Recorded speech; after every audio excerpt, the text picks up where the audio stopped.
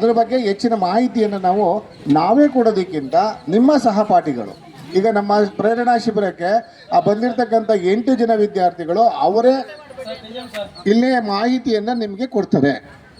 ಅಲ್ಲಿ ಏನು ನಡೀತು, ಪ್ರೇರಣಾ ಶಿಬಿರ ಅಂದರೆ ಏನು, ಆ ಪ್ರೇರಣಾ ಶಿಬಿರದಲ್ಲಿ ಏನೇನು ನಿಮಗೆ ಹೇಳಿದ್ರು, ಅದ್ರ ಬಗ್ಗೆ ಅವರು ಅಲ್ಲಿ ಏನು ನಡೀತು ಅಂತಕ್ಕಂಥದ್ದು, ಅಲ್ಲಿರ್ತಕ್ಕಂಥ ಸಂಪನ್ಮೂಲ ವ್ಯಕ್ತಿಗಳು ಪ್ರತಿ ವಿಷಯವಾರು ಏನೇನು ಚರ್ಚೆ ಮಾಡಿದ್ರು, ಮತ್ತು BO ಸರ್ ಏನು ಹೇಳಿದ್ರು, ಮತ್ತು ಶಾಸಕರು ಏನು ಹೇಳಿದರು.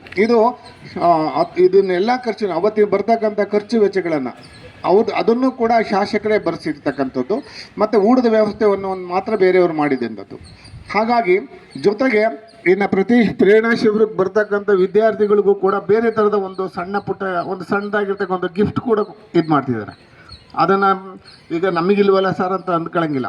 ಹೆಚ್ಚು ಅಂಕ ಯಾರು ಪಡೆದಿರ್ತಾರೋ ಅವರು. ಈಗ ಉದಾಹರಣೆಗೆ ನಮ್ಮಲ್ಲಿ 600 ಮೇಲೆ ತೆಗೆದ್ರೆ ಎಷ್ಟು ಜನ ನಮ್ಮ ಶಾಲೆಯಲ್ಲಿ ಈ ವರ್ಷ? 3 ಜನ ಅಲ್ವರಾ? ಎಲ್ಲರೂ ಯಾಕೆ ತೆಗಿಲಿಲ್ಲ?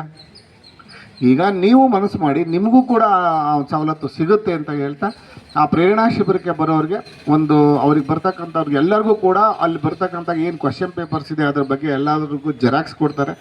ಅವರು ಬರಲಿಕ್ಕೆ ಪ್ರತಿ ದಿವಸ ಏನು 4 ಪ್ರೇರಣಾ ಶಿಬಿರಿಗೆ ಅಟೆಂಡ್ ಮಾಡಲಿಕ್ಕೆ ಅವ್ರಿಗೆ ಒಂದು ಸಣ್ಣದಾಗಿರ್ತಕ್ಕಂಥ ಒಂದು ಬ್ಯಾಗನ್ನು ಕೊಡ್ತಾರೆ. ಅದನ್ನೇ MLA ಅವರೇ ಕೂಡ ಇದು ಮಾಡ್ತಾಯಿದ್ದಾರೆ. CET ಎಕ್ಸಾಮ್ಗೆ ಏನು ಮಾಡಿದ್ದಾರೆ ಅದೇ ಬ್ಯಾಗನ್ನು ಈ ಮಕ್ಕಳಿಗೂ ಫ್ರೈಡೇ ಅಂತಲೇ ಹೇಳಿದ್ದಾರೆ, ಶನಿವಾರ 26ನೇ ತಾರೀಕು ಮತ್ತೆ ಹೋಗ್ಬೇಕಾಗುತ್ತೆ. ಈ ಮಕ್ಕಳು 18 ಜನಕ್ಕೂ ನಮ್ಮಲ್ಲಿ 16 ಜನಕ್ಕೂ ಆ ಥರದ ಒಂದು ವ್ಯವಸ್ಥೆ ಸಿಗುತ್ತೆ ಅಂತ ಹೇಳ್ತಾ, ಇವತ್ತು ನಾವು ಪ್ರೇರಣಾ ಶಿಬಿರದಲ್ಲಿ ಏನು ಮಾಡಿರು ಅಂತ ಹೇಳೋದಕ್ಕಿಂತ ಇವ್ರಿಗೆ ಎಲ್ಲರಿಗೂ 5 ನಿಮಿಷ ಸಮಯ ಕೊಡ್ತಿದ್ದಿಲ್ಲ, ಅಥವಾ 5 ನಿಮಿಷ ಆಗ್ಬೋದು, 3 ನಿಮಿಷ ಆಗ್ಬೋದು. ಅವರು ಎಲ್ಲೋ ನೀವು ತೊಡರಿಸ್ದೆ ನಿಮ್ಗೇನು ಅನುಭವ ಆಯಿತು, ಅಲ್ಲೇನು ನಿಮಗೆ ನಾವು ಹೆಂಗೆ ನಿಮ್ಮ ಮನಸ್ಸು ಏನು ಬದಲಾಯಿತು, ನಾವು ಹೇಗಿರಬೇಕು, ಎಷ್ಟು ಅಂಕಗಳನ್ನು ತೆಗಿಬೇಕು ಅಂತಕ್ಕಂಥದ್ರ ಬಗ್ಗೆ ತುಂಬ ಚರ್ಚೆ ಆಯ್ತು ಅಲ್ಲಿ. ಆ ಚರ್ಚೆ ನಮ್ಮ ಮಕ್ಕಳೇ ನಿಮ್ಮ ಜೊತೆಗೆ ನಾವು ಹಂಚ್ಕೊಳ್ಳೋದು ಬೇರೆ, ಟೀಚರ್ ಹೇಳೋದು ಮಕ್ಕಳು ಕೇಳೋದು ಬೇಡ, ನಿಮ್ಮ ಸ್ನೇಹಿತರೆ ನಿಮ್ಗೆ ಹೇಳ್ತಾರೆ.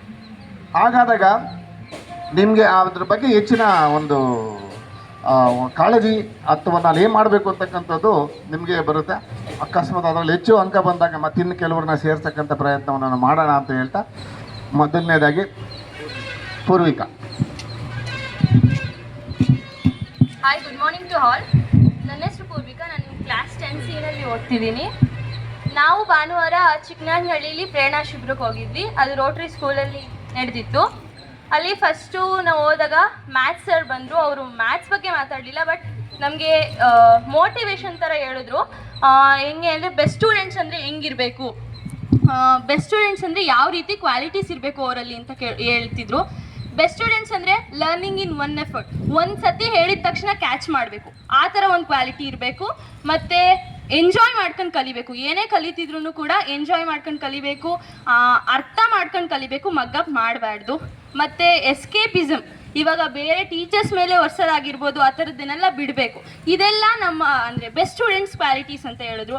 ಮತ್ತು ನಮಗೆ ಶತ್ರುಗಳಾಗಿರ್ಬೋದು, ಇವಾಗ ಶತ್ರುಗಳು ಅಂದರೆ ಮೊಬೈಲ್ ಇರ್ಬೋದು, TVಗಳಿರ್ಬೋದು, ಅದನ್ನೆಲ್ಲ ಅವಾಯ್ಡ್ ಮಾಡಬೇಕು ಬೆಸ್ಟ್ ಸ್ಟೂಡೆಂಟ್ಸ್ ಅಂದರೆ. ಇದನ್ನೆಲ್ಲ ಇಂಪ್ಲಿಮೆಂಟ್ ಮಾಡ್ಕೊಂಡು ಓದಬೇಕು. ಇದಾದಮೇಲೆ ಉದ್ಘಾಟನೆ ಸಮಾರಂಭ ಇತ್ತು ಅಲ್ಲಿ. ಅದರಲ್ಲಿ BO ತುಂಬಾ ಹೋಪ್ ಇಟ್ಟಿದ್ದಾರೆ ಎಲ್ಲರ ಮೇಲೂ ಕೂಡ. ಅದನ್ನು ನಾವೆಲ್ಲ ಉಳಿಸ್ಕೋಬೇಕು, ಚೆನ್ನಾಗಿ ಮಾರ್ಕ್ಸ್ ತೆಗೆದು. ಮತ್ತು ಫಸ್ಟ್ ಪೀರಿಯಡು ಮ್ಯಾಥ್ಸ್ ಸರ್ ಬಂದರು. ಮ್ಯಾಥ್ಸ್ ಬಗ್ಗೆ ಹೇಳ್ಬೇಕಂದ್ರೆ ಇವಾಗ ಬದಲಾವಣೆ ಆಗೋ ಪ್ರಶ್ನೆಗಳು, ಚೇಂಜ್ ಆಗೋ ಪ್ರಶ್ನೆಗಳು, ಮತ್ತು ಚೇಂಜ್ ಆಗದೇ ಇರೋ ಪ್ರಶ್ನೆಗಳಂತ ಇರುತ್ತೆ. ಚೇಂಜ್ ಆಗೋ ಪ್ರಶ್ನೆಗಳನ್ನ ನಾವು ಹೊತ್ಕೊಟ್ಟು ಓದಬೇಕು. ಚೇಂಜ್ ಆಗೋದೇ ಇಲ್ಲ, ಇದು ಹಿಂಗೆ ಇರುತ್ತೆ. ಇವಾಗ prove that root 2 is irrational, ಇದನ್ನು ಚೇಂಜ್ ಆಗೋದೇ ಇಲ್ಲ. ಅದನ್ನು ನಾವು ಮತ್ತೆ ಓದಬಾರ್ದು. ಒಂದು ಸರ್ತಿ ಓದಿದ್ವಿ ಅಂದರೆ ಅದನ್ನು ಅಷ್ಟು ಪರ್ಫೆಕ್ಟಾಗಿ ಕಲ್ತ್ಕೋಬೇಕು. ಬದಲಾವಣೆ ಆಗೋ ಈ polynomials, pair of linear equation in 2 variables, ಇದರಲ್ಲೆಲ್ಲ ಸಖತ್ ಬದಲಾಗ್ತವೆ ಪ್ರಶ್ನೆಗಳು. ಅದನ್ನೆಲ್ಲ ನಾವು ಸಖತ್ ಒತ್ತು ಕೊಟ್ಟು ಕಲಿಬೇಕು ಅಂತ ಎಲ್ಲ ಹೇಳಿದ್ರು. ಮ್ಯಾಥ್ಸಲ್ಲೂ ಚೆನ್ನಾಗಿ ವರ್ಕ್ ಮಾಡಿ ಚೆನ್ನಾಗಿ ಮಾರ್ಕ್ಸ್ ತೆಗಿಬೇಕು. ಮತ್ತು ಅದಾದಮೇಲೆ ಕನ್ನಡ ಟೀಚರ್ ಬಂದರು. ಕನ್ನಡ ಟೀಚರು ನಮಗೆ ಒಂದು 2 ವರ್ಷದ ಪೇಪರ್ನ ಕೊಟ್ಟು ಜಸ್ಟು ಪ್ಯಾಟ್ರನ್ನ ಎಕ್ಸ್ಪ್ಲೈನ್ ಮಾಡಿದ್ರು. ಇಲ್ಲಿ ಹೆಂಗೆ ಪಾಠ ಮಾಡ್ತಾರೆ ಅದನ್ನು ಇನ್ನೂ ಮಾಡಿಲ್ಲ, ಜಸ್ಟ್ ಇಂಟ್ರಡಕ್ಷನ್ ಥರ ಪ್ಯಾಟ್ರನ್ನ ಎಕ್ಸ್ಪ್ಲೈನ್ ಮಾಡಿದ್ರು. ಅದರಲ್ಲಿ ಕಷ್ಟ ಅಂದರೆ ವ್ಯಾಕರಣದಲ್ಲಿ ಜಾಸ್ತಿ ಮಾರ್ಕ್ಸ್ ಕಳ್ಕೊತೀವಿ. ಆ ವ್ಯಾಕರಣದಲ್ಲಿ ಮಾರ್ಕ್ಸ್ ಕಳ್ಕೊಳ್ಳೋದನ್ನ ನಾವು ಕಮ್ಮಿ ಮಾಡಬೇಕು, ಅಂದರೆ ಜಾಸ್ತಿ ವ್ಯಾಕರಣದ ಕಡೆ ಗಮನ ಕೊಡಬೇಕು. ಮತ್ತು ಸಂದರ್ಭ ಮತ್ತು ಆಯ್ಕೆನ ಎಲ್ಲ ಮಕ್ಕಳು ಚೆನ್ನಾಗಿ ಬರೀತಾರೆ. ಅದರಲ್ಲಿ ಸ್ವಾರಸ್ಯವನ್ನು ಬಿಡ್ತಾರೆ ಎಷ್ಟೊಂದು ಮಕ್ಕಳು ಅಂತ ಹೇಳಿದ್ರು. ಸ್ವಾರಸ್ಯನ ನೀಟಾಗಿ ಬರೀಬೇಕು. ಅದರಲ್ಲಿ ನಮ್ಗೆ ಏನು ಅರ್ಥ ಆಗಿರುತ್ತೋ ಅದನ್ನು ಒಂದು ಸಾಲಲ್ಲಿ ನಮ್ಮದೇ ಆದ ಒಂದು ಸೆಂಟೆನ್ಸಲ್ಲಿ ಬರೀಬೇಕು. ಕನ್ನಡ ಇಷ್ಟು ಹೇಳಿದ್ರು. ಮತ್ತು ಇಂಗ್ಲೀಷು ಒಂದು ಪಾಠ, ಒಂದು ಕಾನ್ಸೆಪ್ಟ್ ಅಂತ ತಗೊಂಡ್ರೆ ಅದರಲ್ಲಿ ಯಾವ್ಯಾವ ಕ್ಯಾರೆಕ್ಟರ್ಸ್ ಬರ್ತವೆ, ಮತ್ತು ಅದು ಎಲ್ಲಿ ನಡೀತಾ ಇದೆ, ಮತ್ತು ಯಾವಾಗ ನಡೀತಾ ಇದೆ, ಇದನ್ನೆಲ್ಲ ನಾವು ನೋಡ್ಕೊಂಡು ಇಂಗ್ಲೀಷಲ್ಲಿ ಕಾನ್ಸೆಪ್ಟ್ ವೈಸ್ ಓದ್ಕೊಂಡು ಹೋಗ್ಬೇಕು. ಕ್ಯಾರೆಕ್ಟರ್ಸು ಯಾವಾಗ ಆಗ್ತಿದೆ, ಏನಾಗ್ತಿದೆ, ಎಲ್ಲಿ ಆಗ್ತಿದೆ ಅನ್ನೋದನ್ನ ಓದ್ಕೊಂಡ್ರೆ ಯಾವ ಕ್ವಶನ್ ಕೊಟ್ಟರು ನಾವು ಬರೆಯೋಕ್ಕೆ ಸಿದ್ಧರಾಗಿರ್ತೀವಿ. ಮತ್ತು ಇಂಗ್ಲೀಷಲ್ಲಿ ಅಷ್ಟೇ ಹೇಳಿದ್ರು, ಗ್ರಾಮರ್ ಪಾಯಿಂಟ್ಸಲ್ಲಿ ಸ್ವಲ್ಪ ಕಳ್ಕೊಳ್ಳೋದು ಜಾಸ್ತಿ ಇರುತ್ತೆ. ಸೊ ಅದ್ರ ಕಡೆ ಗಮನ ವಹಿಸ್ಬೇಕು. ಮತ್ತು ಹಿಂದಿ ಸರ್ರು MCR ಸರ್ ತಗೊಂಡಿದ್ರು ನಮಗೆ ಅಲ್ಲಿ.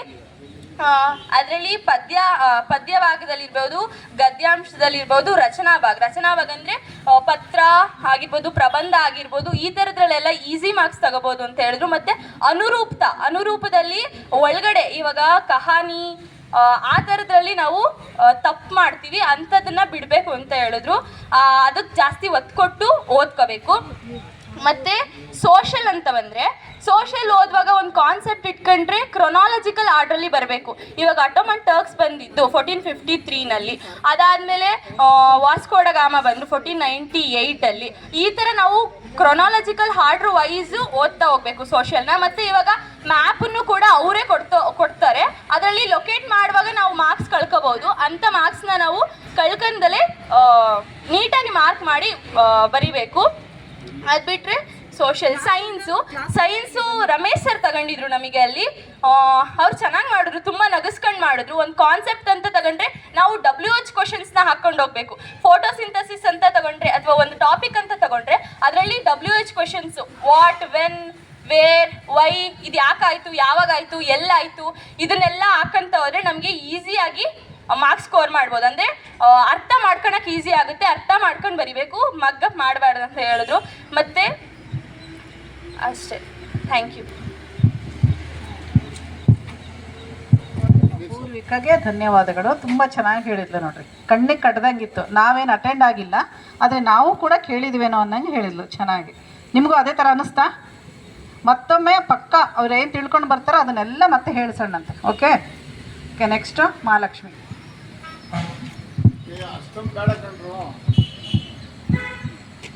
Good morning to all. Prerana ಶಿಬಿರದಲ್ಲಿ ನನಗೆ ಮೊದಲು ಫುಲ್ ಅಟ್ರಾಕ್ಟಿವ್ ಅಂತ ಅನಿಸಿದ್ದು ಏನಂದರೆ ಟೈಮ್ ಮ್ಯಾನೇಜ್ಮೆಂಟ್. ಅವರು ಮೊದಲು ಹೋಗಿದ ತಕ್ಷಣ ಇನಾಗ್ರೇಷನ್ ಮಾಡೋದಕ್ಕೆ ತುಂಬ ಟೈಮ್ ಇತ್ತು. ಸೊ 11 ಗಂಟೆ ಆಗೋದು, MLA ಬರೋವರೆಗೂ ತುಂಬ ಟೈಮ್ ಇತ್ತು. ಆ ಟೈಮ್ನ ವೇಸ್ಟ್ ಮಾಡಿದ್ರೆ ನಮಗೆ ನಮ್ಮ ಜೊತೆ ಡಿಸ್ಕಷನ್ ಮಾಡೋದಾಗಲಿ ಅಥವಾ ನಮಗೆ ಕ್ವಶನ್ಸ್ ಕೇಳೋದಾಗಲಿ ಮಾಡೋದು. ಆಗಲೇ ಈಗ ಬೆಸ್ಟ್ ಸ್ಟೂಡೆಂಟ್ ನಮಗೆ ಫಸ್ಟ್ ಕ್ವಶನ್ ಕೇಳೋದು, ನೀವು ವರ್ಸ್ಟ್ ಸ್ಟೂಡೆಂಟಾ, ಬ್ಯಾಡ್ ಸ್ಟೂಡೆಂಟಾ, ಗುಡ್ ಸ್ಟೂಡೆಂಟಾ, ಬೆಸ್ಟ್ ಸ್ಟೂಡೆಂಟಾ? ಆಲ್ಮೋಸ್ಟ್ ಅಲ್ಲಿ ಎಲ್ಲರೂ ಬೆಸ್ಟ್ ಸ್ಟೂಡೆಂಟ್ಗೆ ಕೈ ಎತ್ತೋದು. ಆವಾಗ ಅವ್ರ ಕ್ವಾಲಿಟೀಸ್ನ ಕೇಳೋದು, ಬೆಸ್ಟ್ ಸ್ಟೂಡೆಂಟ್ ಅಂದರೆ ಏನು ಅಂತ.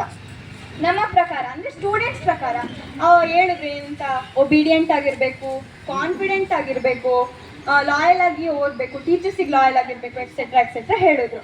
ಆಗ ಟೀಚರ್ಸ್ನ ಪಾಯಿಂಟ್ ಆಫ್ ವ್ಯೂ ಇಂದ ಅಂದರೆ ಟೀಚರ್ ಒಬ್ಬ ಬೆಸ್ಟ್ ಸ್ಟೂಡೆಂಟ್ ಅಂದರೆ ಏನು ಎಕ್ಸ್ಪೆಕ್ಟ್ ಮಾಡ್ಬೋದು? ಆಗ ಹೇಳಿದ್ರು ಅವರು ಲರ್ನಿಂಗ್ ಇನ್ 1 ಎಫರ್ಟ್ಸ್ ಮತ್ತು ಅಡ್ವಾನ್ಸ್ ರೀಡಿಂಗ್.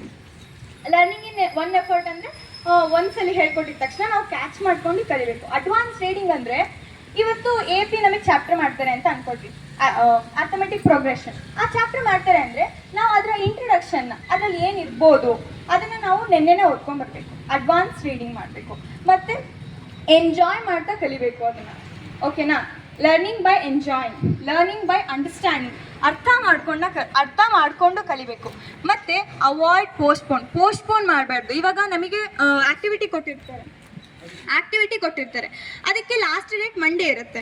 ನಾವೇನು ಮಾಡ್ತೀವಿ, ಸಂಡೇ ಬರೆಯೋಣ, ಸ್ಯಾಟರ್ಡೇ ಬರೆಯೋಣ ಅಂತ ಪೋಸ್ಟ್ಪೋನ್ ಮಾಡ್ತೀವಿ. ಇದನ್ನು ಮಾಡಬಾರ್ದು. ಈ ಎಲ್ಲ ಕ್ವಾಲಿಟೀಸು ನಿಮ್ಮಲ್ಲಿದ್ದರೆ ನೀವು ಬೆಸ್ಟ್ ಸ್ಟೂಡೆಂಟ್ ಅಂತ ಸರ್ ಹೇಳಿದ್ರು. ಓಕೆನಾ? ಅದಾದಮೇಲೆ MLA ಬಂದರು, ಇನಾಗ್ರೇಷನ್ ಎಲ್ಲ ಆಯಿತು. ಸೊ ಸಬ್ಜೆಕ್ಟ್ ವೈಸ್ ಮಾಡಿದ್ರು.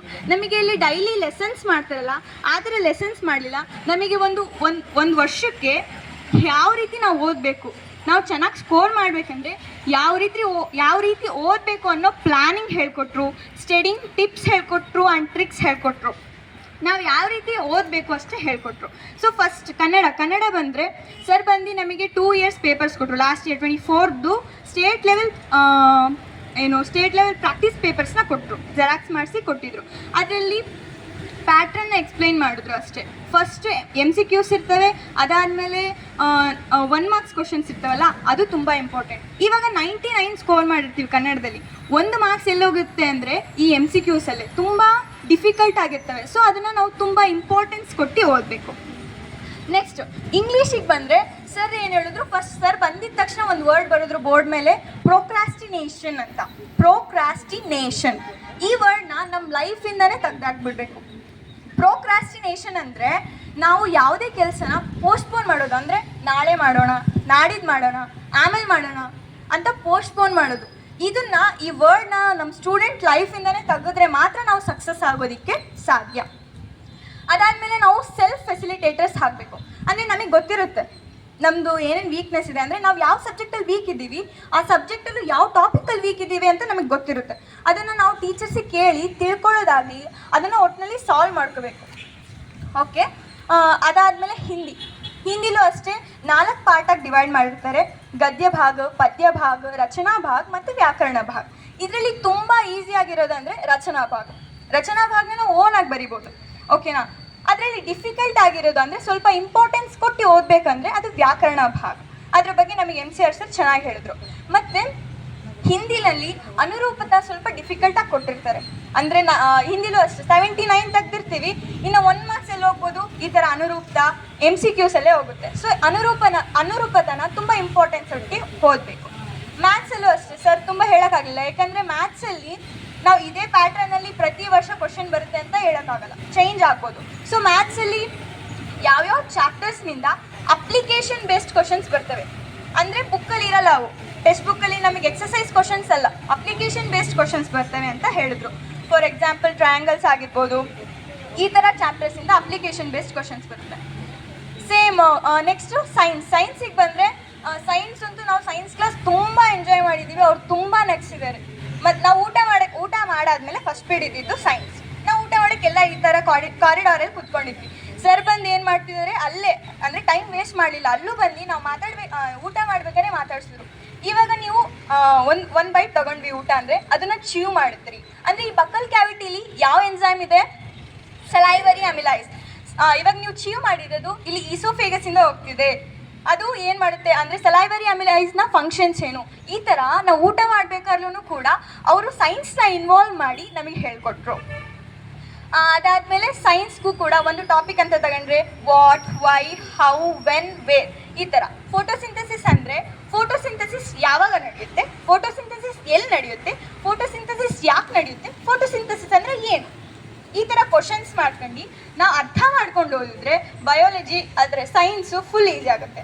ಬಟ್ ಫಿಸಿಕ್ಸಲ್ಲಾದರೆ ನಾವು ನ್ಯೂಮ್ಯಾರಿಕಲ್ಸ್ನ ಮಾಡಲೇಬೇಕು, ಫಿಸಿಕ್ಸಲ್ಲಿ ಲೆಕ್ಕ ಮಾಡಲೇಬೇಕು, ಲೆಕ್ಕ ಮಾಡಿದ್ರೇ ಮಾತ್ರ ಫಿಸಿಕ್ಸ್ ನ್ಯೂಮ್ಯಾರಿಕಲ್ಸ್ನ ಅಟೆಂಡ್ ಮಾಡ್ಬೋದು.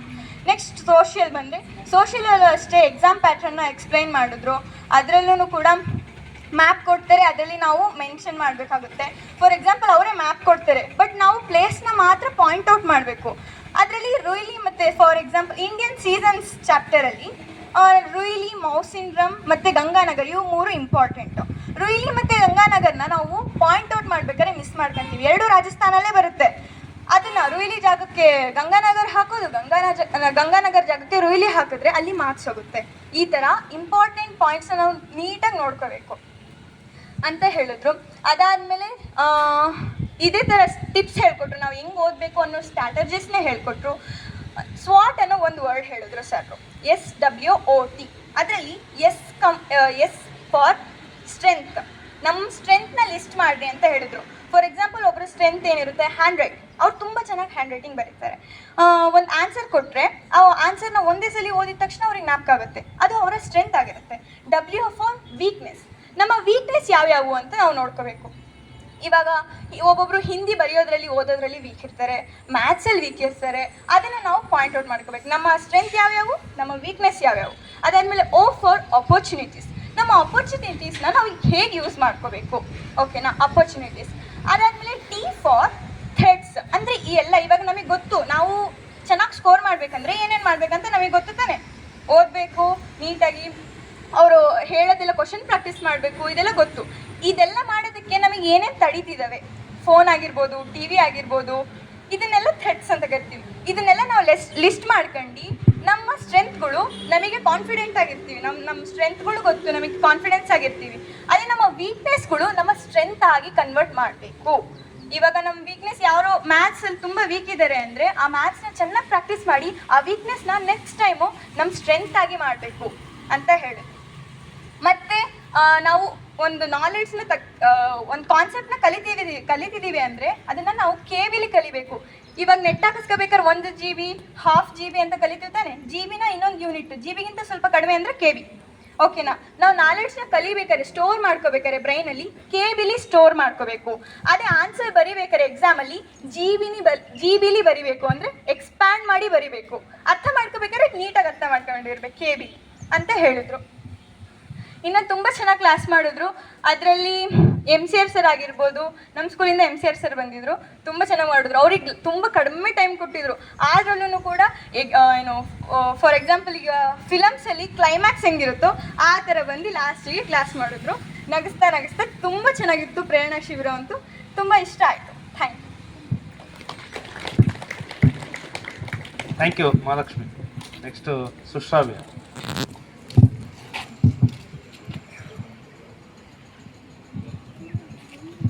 ಎಲ್ಲರಿಗೂ ಬೆಳಗಿನ ಶುಭೋದಯಗಳು. ನನ್ನ ಹೆಸರು ಸುಶ್ರಾವ್ಯ. ನಾನು 10th ಡಿಲಿ ಓದ್ತಿದ್ದೀನಿ. ಎಲ್ಲ ಅಲ್ಲ, ಇವರಿಬ್ಬರು 7 ಮುಗಿಸಿದ್ದಾರೆ.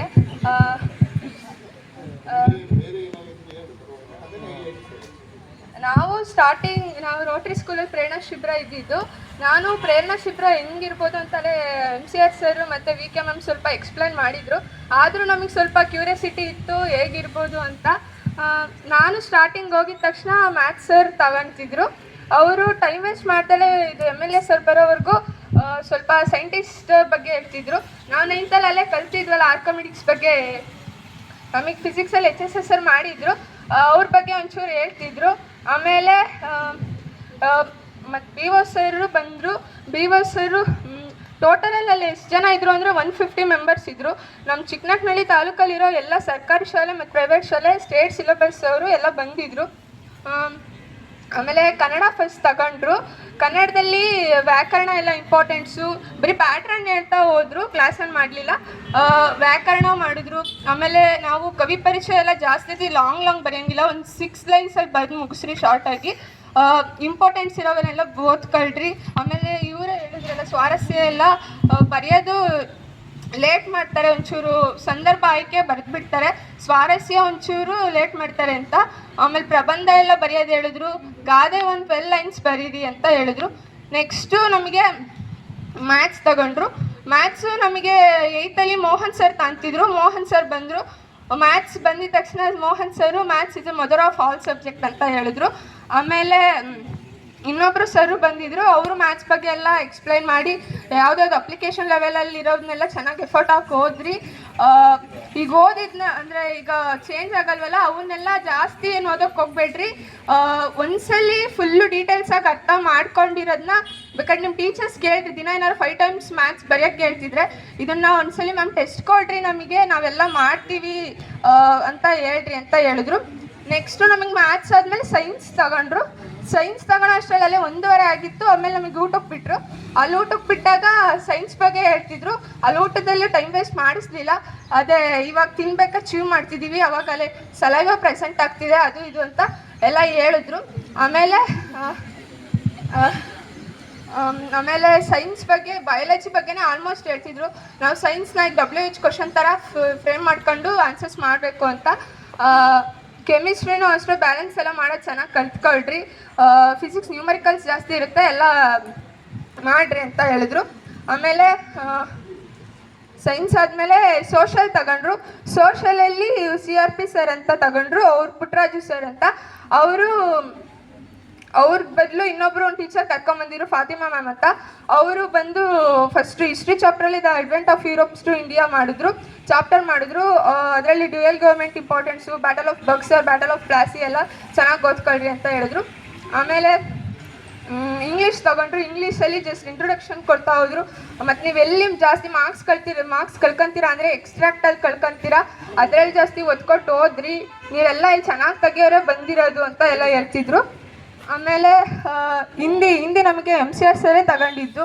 ನೀವು ರಚನಾ ಗ್ರಾಮರ್ನ ಈಸಿಯಾಗಿ 16 ಮಾರ್ಕ್ಸ್ ಸ್ಕೋರ್ ಮಾಡ್ಬೋದು.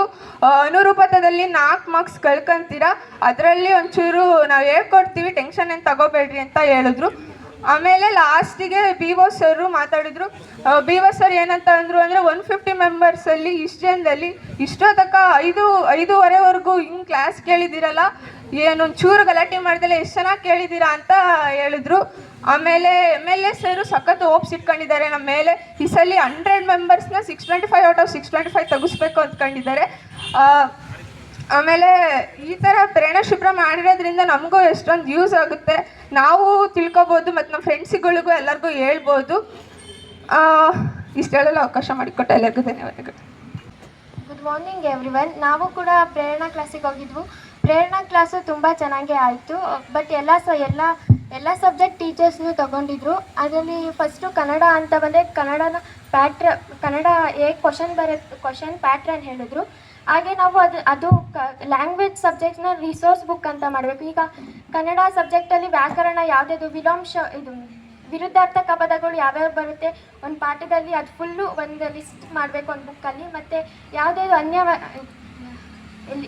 ಅನ್ಯ ವಚನ ಮತ್ತು ಅದೆಲ್ಲ ಬರುತ್ತೆ, ಅದು ಒಂದು ಬುಕ್ಕಲ್ಲಿ ಇದು ಮಾಡಬೇಕು. ಹಾಗೆ ಹಿಂದಿ ಕೂಡ ಹಾಗೆ ಮಾಡಬೇಕು. ಯಾಕಂದರೆ ಎಕ್ಸಾಮ್ ಟೈಮಲ್ಲಿ ಕೇಳೋದು ಅದನ್ನೇ. ನಾವು ಏನು ಲೆಸನ್ ಹಿಂದೆ ಏನು ಕೊಟ್ಟಿರ್ತಾರೋ ಗ್ರಾಮರ್ ಪಾಯಿಂಟ್ಸು ಅದೇ ಕೊಟ್ಟಿರ್ತಾರೆ. ಆಗ ಅದು ತುಂಬ ಇಂಪಾರ್ಟೆಂಟ್ ಆಗುತ್ತೆ. ಮತ್ತು ಅನುರೂಪತನೂ ನೋಡೋಕ್ಕೆ ಈಸಿ ಇರುತ್ತೆ, ಬಟ್ ತುಂಬ ಅದನ್ನು ಅಂಡರ್ಸ್ಟ್ಯಾಂಡಿಂಗ್ ಮಾಡ್ಕೊಳಕ್ಕೆ ತುಂಬ ಕಷ್ಟ ಆಗಿರುತ್ತೆ.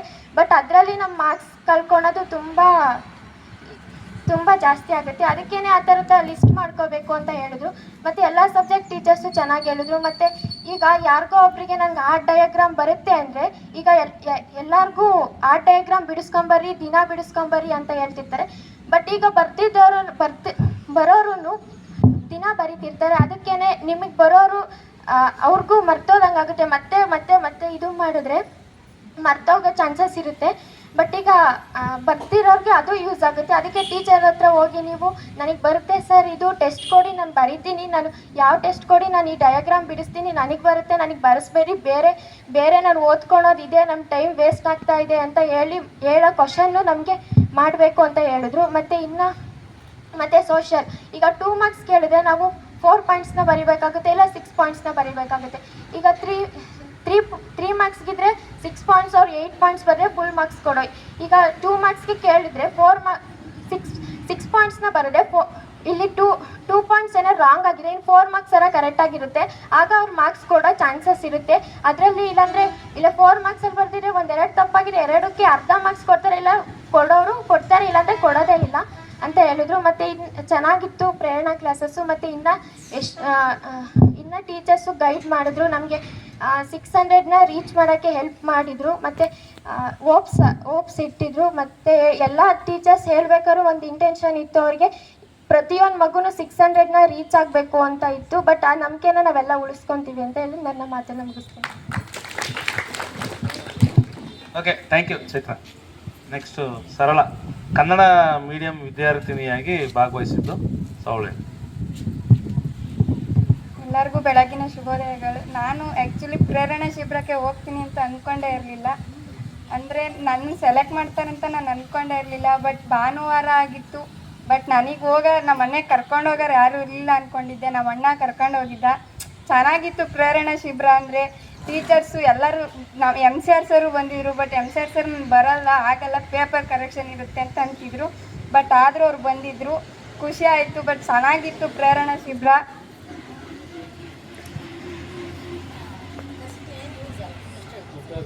ಆಮೇಲೆ ಈಗ LBA ಬುಕ್ ಅಂತ ಮಾಡಿದಾರಲ್ಲ, ಅದಕ್ಕೆ ಜಾಸ್ತಿ ಎಲ್ಲ ಇಂಪಾರ್ಟೆನ್ಸ್ ಕೊಡ್ತಾರೆ. ಅದಕ್ಕೆ ಜಾಸ್ತಿ ಇಂಪಾರ್ಟೆನ್ಸ್ ಕೊಡಬೇಕಾಗಿರೋದು ಜಾಸ್ತಿ ಇಂಪಾರ್ಟೆನ್ಸ್ ಸೋಷಿಯಲ್ LBA ಬುಕ್ ಜಾಸ್ತಿ ಇಂಪಾರ್ಟೆನ್ಸ್ ಕೊಡಬೇಕು. ಅಂದರೆ ಇನ್ಯಾವುದಕ್ಕೂ ಇಂಪಾರ್ಟೆನ್ಸ್ ಜಾಸ್ತಿ ಕೊಡಬಾರ್ದು ಒಂದು. ಆಮೇಲೆ ಸೈನ್ಸು ಅಷ್ಟೇ, ಕ್ವಶನಲ್ಲೇ ಆನ್ಸರ್ ಇರುತ್ತೆ ಜಾಸ್ತಿ. ಸೈನ್ಸು ಬಯಟ್ ಮಾಡೋಕ್ಕೆ ಹೋಗ್ಬಾರ್ದು, ಬಯಟ್ ಮಾಡಿದಷ್ಟು ಮರ್ತೋಗುತ್ತೆ. ಬಟ್ ಕೇಳಿದಷ್ಟೇ ತಿಳ್ಕೊಬೇಕು. ಜಾಸ್ತಿ ಬಯಟ್ ಮಾಡಿದಷ್ಟು ನಮಗೆ ಇದಾಗುತ್ತೆ. ಟೈಮ್ ಈಸ್ ಇಂಪಾರ್ಟೆಂಟ್ ಅಂದರೆ ಶತ್ರುಗಳು ಅಂದರೆ ಬರೀ ಟಿ ವಿ ಫೋನು ಅದೇ ಆಗಿರಲ್ಲ, ಫ್ರೆಂಡ್ಸು ಕೂಡ ಆಗಿರ್ತಾರೆ ಶತ್ರುಗಳು ಅಂದರೆ ಅಂತಲೂ ಹೇಳಿದ್ರು. ಫ್ರೆಂಡ್ಸು ಕೂಡ ಆಗಿರ್ತಾರೆ ಅಂದರೆ ಫ್ರೆಂಡ್ಸು ನಮಗೆ ಯಾವ ರೀತಿ ಇರಬೇಕು ಅನ್ನೋದು ಹೇಳ್ತಾರೆ. ಬಟ್ ಈಗ ನಾವು ಓದ್ಕೊತಾ ಇರ್ತೀವಿ, ಬಾ ಇದು ಫೀಲ್ಡಿಗೆ ಹೋಗೋಣ, ಆಟ ಆಡೋಕೆ ಹೋಗೋಣ ಅಂತಾರೆ. ಬಟ್ ಯಾವ ಫ್ರೆಂಡ್ಸು ಓದನ್ ಬಾ ಅಂತ ಯಾವತ್ತೂ ಕರೆಯಲ್ಲ. ಆ ರೀತಿ ಇರೋ ಫ್ರೆಂಡ್ಸ್ನ ಮಾತ್ರ ಮಾಡ್ಕೋಬೇಕು, ಒಳ್ಳೆ ಫ್ರೆಂಡ್ಸ್ ಮಾಡ್ಕೋಬೇಕು ಅಂತ ಹೇಳ್ತಾರೆ. ಇಷ್ಟನ್ನು ಮಾತಾಡಲು ಅವಕಾಶ ಕೊಟ್ಟ ಎಲ್ಲರಿಗೂ ಧನ್ಯವಾದಗಳು. ಥ್ಯಾಂಕ್ ಯು ಸರಳ. ಅಲ್ವಾ ನೋಡ್ರಿ, ಶತ್ರುಗಳು ಅಂತಂದರೆ ಬರೀ ಟಿ ವಿ ಮೊಬೈಲ್ ಅಷ್ಟೇ ಅಲ್ಲ, ಫ್ರೆಂಡ್ಸು ಕೂಡ ಶತ್ರುಗಳು ಆಗ್ತಾರೆ. ಖಂಡಿತ ನಿಜ ಅದು ಒಂದೊಂದು ಸಲ ಅಲ್ವಾ. ಬಾರಪ್ಪ ಓದ್ಕೊಳ್ಳೋಣ, ಏನಾದರೂ ಒಂದು ಕಾನ್ಸೆಪ್ಟ್ ಕಲಿಯೋಣ ಅಂತ ಕರೆಯೋರು ಕಡಿಮೆ ಫ್ರೆಂಡ್ಸು. ಅಲ್ಲೋಗೋಣ ಇಲ್ಲೋಗೋಣ, ಆಟ ಆಡೋಣ, ಅದು ತಿನ್ನೋಣ, ಗೋಬಿ ತಿನ್ನೋಣ, ಎಗ್ ರೈಸ್ ತಿನ್ನೋಣ ಅಂತಂದರೆ ಜಾಸ್ತಿ ಆಗ್ಬಿಡ್ತಾರೆ ಅಲ್ವಾ. Okay, good. Next Gagan. Good morning everyone. ನಾವು ಫಸ್ಟು ಪ್ರೇರಣಾ ಶಿಬಿರ ಅಂದರೆ ಫಸ್ಟು ಕ್ಯೂರಿಯಾಸಿಟಿ ಇತ್ತು ಯಾವ ಥರ ಮಾಡ್ತಾರೆ ಅಂತ. ಆಮೇಲೆ ಸ್ವಲ್ಪ ಭಯನೂ ಕೂಡ ಇತ್ತು. ಫಸ್ಟಿಗೆ ಹೋದಾಗ ಫಸ್ಟು ಮ್ಯಾಥ್ಸ್ ಸರ್ ತೊಗೊಂಡ್ರು, ಆದರೆ ಅವ್ರು ಮ್ಯಾಥ್ಸ್ ಮಾಡಲಿಲ್ಲ. ಫಸ್ಟು ಓದೋ ರೀತಿ ಟಿಪ್ಸ್ ಹೇಳಿದ್ರು, ಮತ್ತು ಬೆಸ್ಟ್ ಸ್ಟೂಡೆಂಟ್ ಕ್ವಾಲಿಟೀಸ್ ಹೇಳಿದ್ರು. ಯಾವುದಾದಂದರೆ ಅಡ್ವಾನ್ಸ್ ರೀಡಿಂಗ್. ಈಗ ಫಸ್ಟು ನಾಳೆ ಈ ಲೆಸನ್ ಮಾಡ್ತಾರೆ ಅಂದರೆ ನೆನ್ನೆ ನೈಟ್ ಅದನ್ನು ಓದಿ ಅರ್ಥ ಆಗಲಿಲ್ಲ ಅಂದರೆ ಆವಾಗ ಕ್ಲಾಸಲ್ಲಿ ನೀಟಾಗಿ ಕೇಳೋಕ್ಕೆ ಅರ್ಥ ಆಗುತ್ತೆ. ಮತ್ತು ಪಾಠ ಆದಮೇಲೆ ಓದಿದ್ರೆ ಇನ್ನೂ ಒಂದು ಸತಿ ಚೆನ್ನಾಗಿ ಅರ್ಥ ಆಗುತ್ತೆ ಅಂದರು. ಆಮೇಲೆ ಲರ್ನಿಂಗ್ ಇನ್ ಒನ್ ಎಫರ್ಟ್. ಅಲ್ಲಿ ಒಂದೊಂದು ಮಾರ್ಕ್ಸ್ ಹೇಳಿದ್ರೆ ಅಲ್ಲೇ ಕ್ಯಾಪ್ಚರ್ ಮಾಡ್ಕೋಬೇಕು, ಮತ್ತು ಮನೆಗೆ ಹೋಗಿ ಮತ್ತೆ ಓದೋ ಅವಶ್ಯಕತೆನೇ ಇಲ್ಲ. ಮತ್ತು learning in understanding and enjoy. ಮತ್ತು ಅಂಡರ್ಸ್ಟ್ಯಾಂಡಿಂಗ್ ಅರ್ಥ ಮಾಡ್ಕೊಂಡು ಓದಬೇಕು, ಮತ್ತು ಎಂಜಾಯ್ ಮಾಡ್ತಾ ಓದಬೇಕು ಅಂತ ಹೇಳಿದರು. ಆಮೇಲೆ ನಾವು I am born to achieve ಅಂತ ಹೇಳಿದರು. ನಾವು ಹುಟ್ಟಿರೋದೇ ಅಚೀವ್ ಮಾಡೋಕ್ಕೆ. ಮತ್ತು ನಮಗೆ ಇದು ಕಾನ್ಸಂಟ್ರೇಷನ್ ಡೈವರ್ಟ್ ಮಾಡೋ devices, example phone, TV, ಇದನ್ನೆಲ್ಲ ನಾವೇ ನೋಡೋದು, ನಮ್ಮಿಂದನೇ ಇದನ್ನು ನಾವೇ ಬೆಳೆಸ್ಕೊಂಡಿರೋದು, ಅದನ್ನು ನಾವು ತಡಿಬೇಕು. ಆಮೇಲೆ ಫಸ್ಟು ಉದ್ಘಾಟನೆ ಕಾರ್ಯಕ್ರಮ ಮಾಡಿದ್ರು. ಅದರಲ್ಲಿ ಶಾಸಕರು ಬಿ ಒ ಸರ್ ಎಲ್ಲ ಭಾಷಣ ಮಾಡಿದ್ರು. ಅವರೆಲ್ಲ ಉದ್ದೇಶ ಒಂದೇ ಆಗಿತ್ತು. ಒಟ್ಟು ಎಲ್ಲ ನಮ್ಮ ತಾಲೂಕು ಮಕ್ಕಳೆಲ್ಲ 625ಗೆ 625 ತೆಗಿಬೇಕು ಅನ್ನೋದೇ ಉದ್ದೇಶ ಆಗಿತ್ತು. ಮತ್ತು ಫಸ್ಟ್ ಕನ್ನಡ ಕ್ಲಾಸ್ ಮಾಡಿದ್ರು. ಅದರಲ್ಲಿ 2 ಪ್ರಾಕ್ಟೀಸ್ ಪೇಪರ್ ಕೊಟ್ಟು ಅದನ್ನು ಯಾವ ಥರ ಪ್ಯಾಟ್ರನ್ ಬರುತ್ತೆ, ಯಾವ್ಯಾವ ಥರ ಅದಕ್ಕೆ ಆನ್ಸರ್ ಮಾಡಬೇಕು ಅಂತ ಹೇಳಿದ್ರು. ಆಮೇಲೆ ಎಲ್ಲೆಲ್ಲಿ ಜಾಸ್ತಿ ಮಿಸ್ಟೇಕ್ ಆಗುತ್ತೆ, ಯಾವ್ಯಾವ ಈಸಿ ಬರೀಬೇಕು ಅಂತ ಹೇಳಿದ್ರು. ಆಮೇಲೆ ಮ್ಯಾಥ್ಸ್ ಕ್ಲಾಸ್ ಮಾಡಿದ್ರು. ಮ್ಯಾಥ್ಸ್ ಕ್ಲಾಸಲ್ಲಿ ಒಂದು ಪ್ರಾಬ್ಲಮ್ ಕೊಟ್ಟರೆ ಅದರ ಯಾವ ಥರ ರೂಲ್ ಇರುತ್ತೆ ಅದನ್ನೇ ಹಾಕಿ ಮಾಡಬೇಕು. ಮತ್ತು ಅಪ್ಲಿಕೇಶನ್ ಕ್ವಶನ್ಸ್ ಯಾವ್ಯಾವ ಚಾಪ್ಟರ್ ಬರುತ್ತೆ, ಮತ್ತು ಚೇಂಜ್ ಆಗದಲ್ಲೇ ಇರೋ ಕ್ವಶನ್ಸ್ ಯಾವ್ಯಾವ ಚಾಪ್ಟರ್ ಬರುತ್ತೆ ಅಂತ ಹೇಳಿದರು. ಆಮೇಲೆ ಸೈನ್ಸ್ ಮಾಡಿದ್ರು. ಸೈನ್ಸಲ್ಲಿ LBA ಬುಕ್ ರೆಫರ್ ಮಾಡಿಬಿಡ್ರಿ. ಒಂದು ಟಾಪಿಕ್ ತೊಗೊಂಡು ಆ ಟಾಪಿಕಲ್ಲಿ when, where, what, how, why ಅದಕ್ಕೆ ಆನ್ಸರ್ ಮಾಡಿದ್ರೆ ಆ ಟಾಪಿಕ್ ಬಂದೋಯ್ತು, ಮತ್ತೆ ಅದು ಓದೋದೇ ಅವಶ್ಯಕತೆ ಇಲ್ಲ ಅಂತ ಹೇಳಿದ್ರು. ಆಮೇಲೆ ಇಂಗ್ಲೀಷ್ ಮಾಡಿದ್ರು. ಇಂಗ್ಲೀಷಲ್ಲಿ ಕನ್ಫ್ಯೂಸಿಂಗ್ ಏರಿಯಾಸ್ ಮತ್ತು ಗ್ರಾಮರ್ ಪಾಯಿಂಟ್ಸ್ ಯಾವ್ಯಾವ ಬರುತ್ತೆ, ಆಮೇಲೆ ಇದು ಒಂದೇ ಥರ ಕ್ವಶನ್ಸ್ ಯಾವ್ಯಾವ ಥರ ಆನ್ಸರ್ ಮಾಡ್ಬೋದು, ಯಾವ್ಯಾವ ಥರ ಆನ್ಸರ್ ಮಾಡಿದ್ರೆ ಜಾಸ್ತಿ ಬರುತ್ತೆ ಮಾರ್ಕ್ಸ್ ಅಂತ ಹೇಳ್ಕೊಟ್ರು. ಆಮೇಲೆ ಹಿಂದಿ ಮಾಡಿದ್ರು.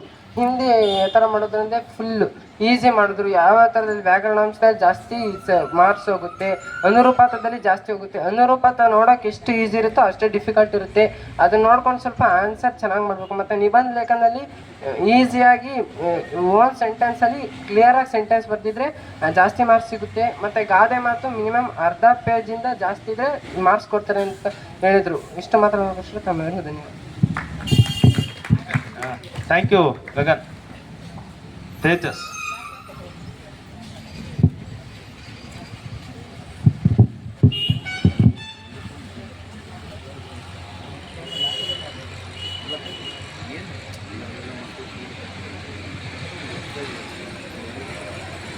ನನ್ನ ಹೆಸರು ತೇಜಸ್. ನಾನು 10th ಡಿಲಿ ಓದುತ್ತಿದ್ದೇನೆ. ಪ್ರೇರಣಾ ಶಿಬಿರ ಅಂದರೆ ನನಗೆ ಸಾಕಷ್ಟು ಕುತೂಹಲ ಇತ್ತು. ಅದರಲ್ಲಿ ಎಷ್ಟು ಕಲಿಬೇಕು ಅಂತಾರೆ, ನಾವು 625ಕ್ಕೆ ಎಷ್ಟು 620 ತೆಗಿಬೋದು ಅನ್ನುವಷ್ಟು ಪ್ರೇರಣೆ ಸಿಗುತ್ತೆ. ಅಲ್ಲಿ ನಾವು ಪ್ರೇರಣಾ ಶಿಬಿರದಲ್ಲಿ ಫಸ್ಟ್ ಮ್ಯಾಥ್ಸ್ನಲ್ಲಿ ಲೆಕ್ಕನ ನಾವು ಟೆಕ್ಸ್ಟ್ ಬುಕ್ನ ರೆಫರ್ ಮಾಡಬೇಕು. ಮತ್ತು ಟೆಕ್ಸ್ಟ್ ಬುಕ್ನ ಸ್ಟೆಪ್ನೇ ನೋಡ್ಕೊಂಡು ಮಾಡಬೇಕು. ಯಾವುದ್ಯಾವ್ದು ಯೂಟ್ಯೂಬಲ್ಲಿ ಬರ್ತವೆ, ಶಾರ್ಟಲ್ಲಿ ಸಿಗ್ತವೆ, ಅವನ್ನೆಲ್ಲ ನೋಡ್ದಂಗೆ ಟೆಕ್ಸ್ಟ್ ಬುಕ್ಕಲ್ಲಿ ಏನೇನು ಸ್ಟೆಪ್ಸ್ ಇರುತ್ತೋ ಅದನ್ನೇ ನಾವು ರೆಫರ್ ಮಾಡ್ತಾ ಹೋದರೆ ಮಾರ್ಕ್ಸ್ ನಮಗೆ ಖಂಡಿತ ಸಿಗುತ್ತೆ ಅಂತ ಅಲ್ಲಿ ಪ್ರೇರಣಾ ಶಿಬಿರದಲ್ಲಿ ಕೊಡ್ತಾರೆ. ಮತ್ತು ಸೈನ್ಸಲ್ಲಿ ನಾವು ಇಮ್ಯಾಜಿನೇಷನ್ ಪವರ್ ಇರಬೇಕು. ನಮಗೆ ಇಮ್ಯಾಜಿನೇಷನ್ ಪವರ್ ಇದೆ. ನಾವು ಸೈನ್ಸಲ್ಲಿ ಸಾಕಷ್ಟು ಇಮ್ಯಾಜಿನೇಷನ್ ಮಾಡ್ಬೋದು. ಎಕ್ಸಾಂಪಲ್ ನಾವು ಪ್ರೋಟಾನ ನಾವು ನೋಡೇ ಇಲ್ಲ, ಅದನ್ನು ನಾವು ನೀಟಾಗಿ ಇಮ್ಯಾಜಿನೇಷನ್ ಮಾಡ್ಕೊಂಡ್ರೆ ಕರೆಕ್ಟಾಗಿ ನಾವು ಅದನ್ನ ಗ್ಲಾಸ್ ಮಾಡ್ಕೊಂಡು ಅರ್ಥ ಮಾಡ್ಕೋಬೋದು. ಮತ್ತು ಸೋಷಿಯಲ್ನಲ್ಲಿ ನಾವು ಇಸ್ವಿನ ಕರೆಕ್ಟಾಗಿ ಕ್ರೊನಾಲಜಿಕಲ್ ಆರ್ಡರಲ್ಲಿ ಜೋಡಿಸ್ಕೋಬೇಕು. ಫಸ್ಟ್ ಯಾವಾಗ ಬಂದರು, ಲಾಸ್ಟ್ ಯಾವಾಗ ಹೋಗ್ತಾರೆ, ಅದನ್ನ ನಾವು ಕರೆಕ್ಟಾಗಿ ನಾವು ಜೋಡಿಸ್ಕೊಂಡ್ರೆ ನೀಟಾಗಿ ಅರ್ಥ ಆಗುತ್ತೆ ಸೋಷಿಯಲ್ಲು. ಮತ್ತು ಜಿಯೋಗ್ರಫಿಲಿ ನಮ್ಮದು ಇಂಡಿಯಾದಲ್ಲಿ ಯಾವ ಥರ ಸಾಯಿಲ್ ಇದೆ, ಯಾವ ಥರ ಕ್ಲೈಮೇಟ್ ಇದೆ, ಅದನ್ನ ಕರೆಕ್ಟಾಗಿ ನೋಡ್ಕೊಂಡ್ರೆ ನಾವು ಕರೆಕ್ಟಾಗಿ ಸ್ಕೋರ್ ಮಾಡ್ಬೋದು. ಮತ್ತು ಹಿಂದಿಲಿ ನಾವು ಅನುರೂಪದಲ್ಲಿ ಸಖತ್ತು ಎಡುತ್ತೀವಿ. ಅದು ನಾವು ಎಷ್ಟು ಎಡುತ್ತೀವಿ ಅಂದರೆ ಒಂದೊಂದ್ಸಲಿ ಔಟ್ ಆಫ್ ಸಿಲೆಬಸ್ ಅಂತಲೇ ಅನಿಸ್ಬಿಡುತ್ತೆ ಕ್ವಶನ್ನು. ಯಾವ ಥರ ಅಂದರೆ ನಮಗೆ ಕಹಾನಿ ಕೊಟ್ಟಿರ್ತಾರೆ, ಅದು ಕವಿತೆ ಆಗುತ್ತೋ ಕಹಾನಿ ಆಗುತ್ತೋ ಅಂತ ಗೊತ್ತಾಗಲ್ಲ. ಆ ಥರ ನಾವು ನೀಟಾಗಿ ಎಷ್ಟು ಲೆಸನ್ ಎಷ್ಟು ಪೂರಕ ಪಾಠ ಇದ್ದಾವೋ ಅಷ್ಟು ನೀಟಾಗಿ ಓದ್ಕೊಂಡು ಅದನ್ನ ನಾವು ನೀಟಾಗಿ ಗ್ಲಾನ್ಸ್ ಮಾಡ್ಕೊಂಡ್ರೆ ಒಂದ್ಸತಿ ಕರೆಕ್ಟಾಗಿ ಅರ್ಥ ಆಗುತ್ತೆ. ಈ ಥರ ನಾವು ನೀಟಾಗಿ ಮಾಡ್ಕೊಂಡ್ರೆ 620 ತೆಗಿಬೋದು. ಮತ್ತು ಈಗ 620 ಬಂದಿರುತ್ತೆ ಅಂದ್ಕೊಳ್ರಿ. ನೆಕ್ಸ್ಟ್ ನಾವು ಇದು PUCಗೆ ಹೋಗಬೇಕು ಅಂದರೆ ಅಲ್ಲೇ ಇದು ಫ್ರೀ ಆಫರ್ನೆಲ್ಲ ಕೊಡ್ತೀವಿ ಅಂತ ಅಲ್ಲದೆ ಅನೌನ್ಸ್ ಮಾಡಿರೋ. ಇದನ್ನು ಹೇಳಲು ಅವಕಾಶ ಮಾಡಿಕೊಟ್ಟ ಎಲ್ಲರಿಗೂ ವಂದಿಸುತ್ತ ನನ್ನ ಭಾಷಣ ಮುಗಿಸುತ್ತಿದ್ದೇನೆ. Thank you Tejas. ಕೊನೆ ಹುಡುಗ ವರದರಾಜ್, ಕನ್ನಡ ಮೀಡಿಯಂ ವಿದ್ಯಾರ್ಥಿ. ಅವನು ಕೂಡ ಎಲ್ಲರಿಗೂ ಧನ್ಯವಾದಗಳು. ಎಲ್ಲ ಗುಡ್ ಮಾರ್ನಿಂಗ್ ಎವ್ರಿ ಒನ್. ನಾನು ಇದು ಪ್ರೇರಣಾ ಶಿಬಿರಕ್ಕೆ ಹೋಗಿದ್ದೆ. ಅಲ್ಲಿ ಕುತೂಹಲ ಇತ್ತು ಏನು ಮಾಡ್ತಾರೆ ಅಂತ. ಅಲ್ಲಿ ಒಂದು ಮಾತು ಹೇಳಿದ್ರು, ಎಲ್ಲರೂ ಕರೆಕ್ಟಾಗಿ LBAನ ಜಾಸ್ತಿ ಓದಕ್ಕೆ ಕೊಡಬೇಡ್ರಿ ಯಾರು. ಅದನ್ನು ಎಲ್ಲ ಪಾಯಿಂಟ್ ಮಾಡ್ಕೊಂಡು ಕ್ಲೀನಲ್ಲಿ ಓದ್ಕೊಳ್ರಿ. ಮತ್ತು ಅಲ್ಲಿ ಎಷ್ಟೋ ಅನುಕೂಲ ಮಾಡಿಕೊಟ್ಟಿದ್ದಾರೆ ಅಂದರೆ ನಮಗೆ ಸಖತ್ ಅನುಕೂಲ ಮಾಡಿಕೊಟ್ಟಿದ್ದಾರೆ. ಎಲ್ಲೂ ಯಾವ ತಾಲೂಕಲ್ಲೂ ಮಾಡಿಕೊಟ್ಟಿಲ್ಲ ಇಷ್ಟೊಂದು ನಮಗೆ. ಅವರು ಆಂಟಿ ಇದಕ್ಕೆ ಬಂದಿದ್ರು, ಒಂದು ಇಸ್ಕೊಳಕ್ಕೆ, ಇದು ಲ್ಯಾಪ್ಟಾಪ್ ಇಸ್ಕೊಳಕ್ಕೆ ಬಂದಿದ್ರು. ಅವ ಆಂಟಿ ಒಂದು ಮಾತು ಹೇಳಿದ್ರು, ಸುರೇಶ್ ನಿಮ್ಮ ಅಪ್ಪ ಅಮ್ಮಗೆ ಹೇಳ್ರಿ ಸುರೇಶ್ ಬಾಬು ಸರ್ಗೆ ಓಟ್ ಹಾಕ್ಸಕ್ಕೆ ಹೇಳ್ರಿ ಅಂತವ. ಅವರು ಎಷ್ಟು ನಂಬಿದ್ದಾರೆ ಅಂದರೆ ಸುರೇಶ್ ಬಾಬು ಸರ್ ನಮ್ಮನ್ನೆಲ್ಲ ಫುಲ್ ಸಖತ್ತಾಗಿ ನಂಬಿದ್ದಾರೆ ನಮ್ಮನ್ನು. ನಾವೆಲ್ಲ ಅವರಿಗೆ ಇದು ಮಾಡಿಕೊಡ್ಬೇಕು. ಅವರಿಗೆ ಅಲ್ಲಿ ಎಷ್ಟೋ ಅನುಕೂಲ ಮಾಡಿಕೊಟ್ಟಿದ್ದಾರೆ ಸಖತ್ತು. ಅಲ್ಲಿ ಕ್ಲಾಸ್ ಒಳಗೆ ಹೋದರೆ ಕನ್ನಡದಲ್ಲಿ ಒಂದು ಮಾತಾಡಿ, ಕನ್ನಡದ ಸರ್ ಎಲ್ಲರೂ ಚೆನ್ನಾಗಿ ಮಾಡಿದ್ರು. ಆಮೇಲೆ MCS ಅವರು ತಾಂಡಿದ್ರು. ಅವ್ರು 10 ನಿಮಿಷಕ್ಕೆ ಎಲ್ಲ ಹೆಂಗೆ ಪಾಸ್ ಆಗ್ಬೋದು ಅಂತ ಹೇಳ್ಕೊಟ್ರು. ಎಲ್ಲ ಟೀಚರು ಚೆನ್ನಾಗಿ ಹೇಳ್ಕೊಟ್ರು. ಆದರೆ ಎಲ್ಲ ಟೀಚರು ಎಷ್ಟು ಚೆನ್ನಾಗಿದ್ದಾರೆ ಗೊತ್ತಾ, 8 ಜನ ಟೀಚರ್ಸ್ ಇದ್ದಾರೆ ಒಂದೊಂದು ಸಬ್ಜೆಕ್ಟಿಗೆ. ನಮಗೆ ಎಷ್ಟು ಅನುಕೂಲ ಮಾಡಿಕೊಟ್ಟಿದ್ದಾರೆ ಅಂದರೆ ಎಲ್ಲೂ ಸಖತ್ ಅನುಕೂಲ ಮಾಡಿಕೊಟ್ಟಿದ್ದಾರೆ. ನಾವು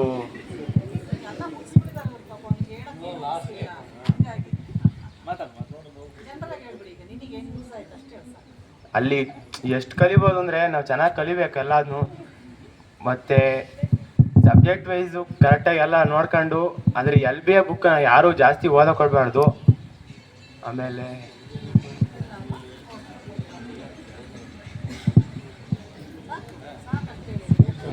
ಇಷ್ಟೆಲ್ಲ ಇದೆಲ್ಲ ಧನ್ಯವಾದಗಳು. ಇಷ್ಟೆಲ್ಲ ಅವಶ್ಯಕ. Okay thank you Varadaraj. Okay ಮಕ್ಕಳ ಇಲ್ಲಿ ಕೇಳ್ರಿ. ಸೊ 8 ಜನ ಅವರಿಗೆ ಆದಂತಹ ಅನುಭವವನ್ನು ಪ್ರೇರಣಾ ತರಗತಿಯ ಬಗ್ಗೆ ತಮ್ಮೆಲ್ಲರ ಮುಂದೆ ಅವರು ಹಂಚ್ಕೊಂಡಿದ್ದಾರೆ. ನಮ್ಮ ಉದ್ದೇಶ ಇಷ್ಟೇ. ಸೊ ಪ್ರೇರಣಾ ತರಗತಿಗಳಿಂದ ಪ್ರೇರಣೆ ಇವರಿಗೆ ಅಷ್ಟೇ ಸಿಗಬಾರ್ದು, ಆ ಪ್ರೇರಣೆ ನಿಮಗೂ ಸಿಗಬೇಕು ಅನ್ನೋ ಉದ್ದೇಶದಿಂದ ನಿಮ್ಮನ್ನೆಲ್ಲ ಇಲ್ಲಿ ಕೂರಿಸ್ಬಿಟ್ಟು ಅವರ ಅನುಭವಗಳನ್ನು ಅವ್ರ ಮೂಲಕನೇ ನಿಮಗೆಲ್ಲ ಹಂಚ್ಕೋಬೇಕು ಅನ್ನೋ ಕಾರಣಕ್ಕೆ ಈ ಕಾರ್ಯಕ್ರಮ ಮಾಡಿದ್ದಷ್ಟೇ ನಾವು.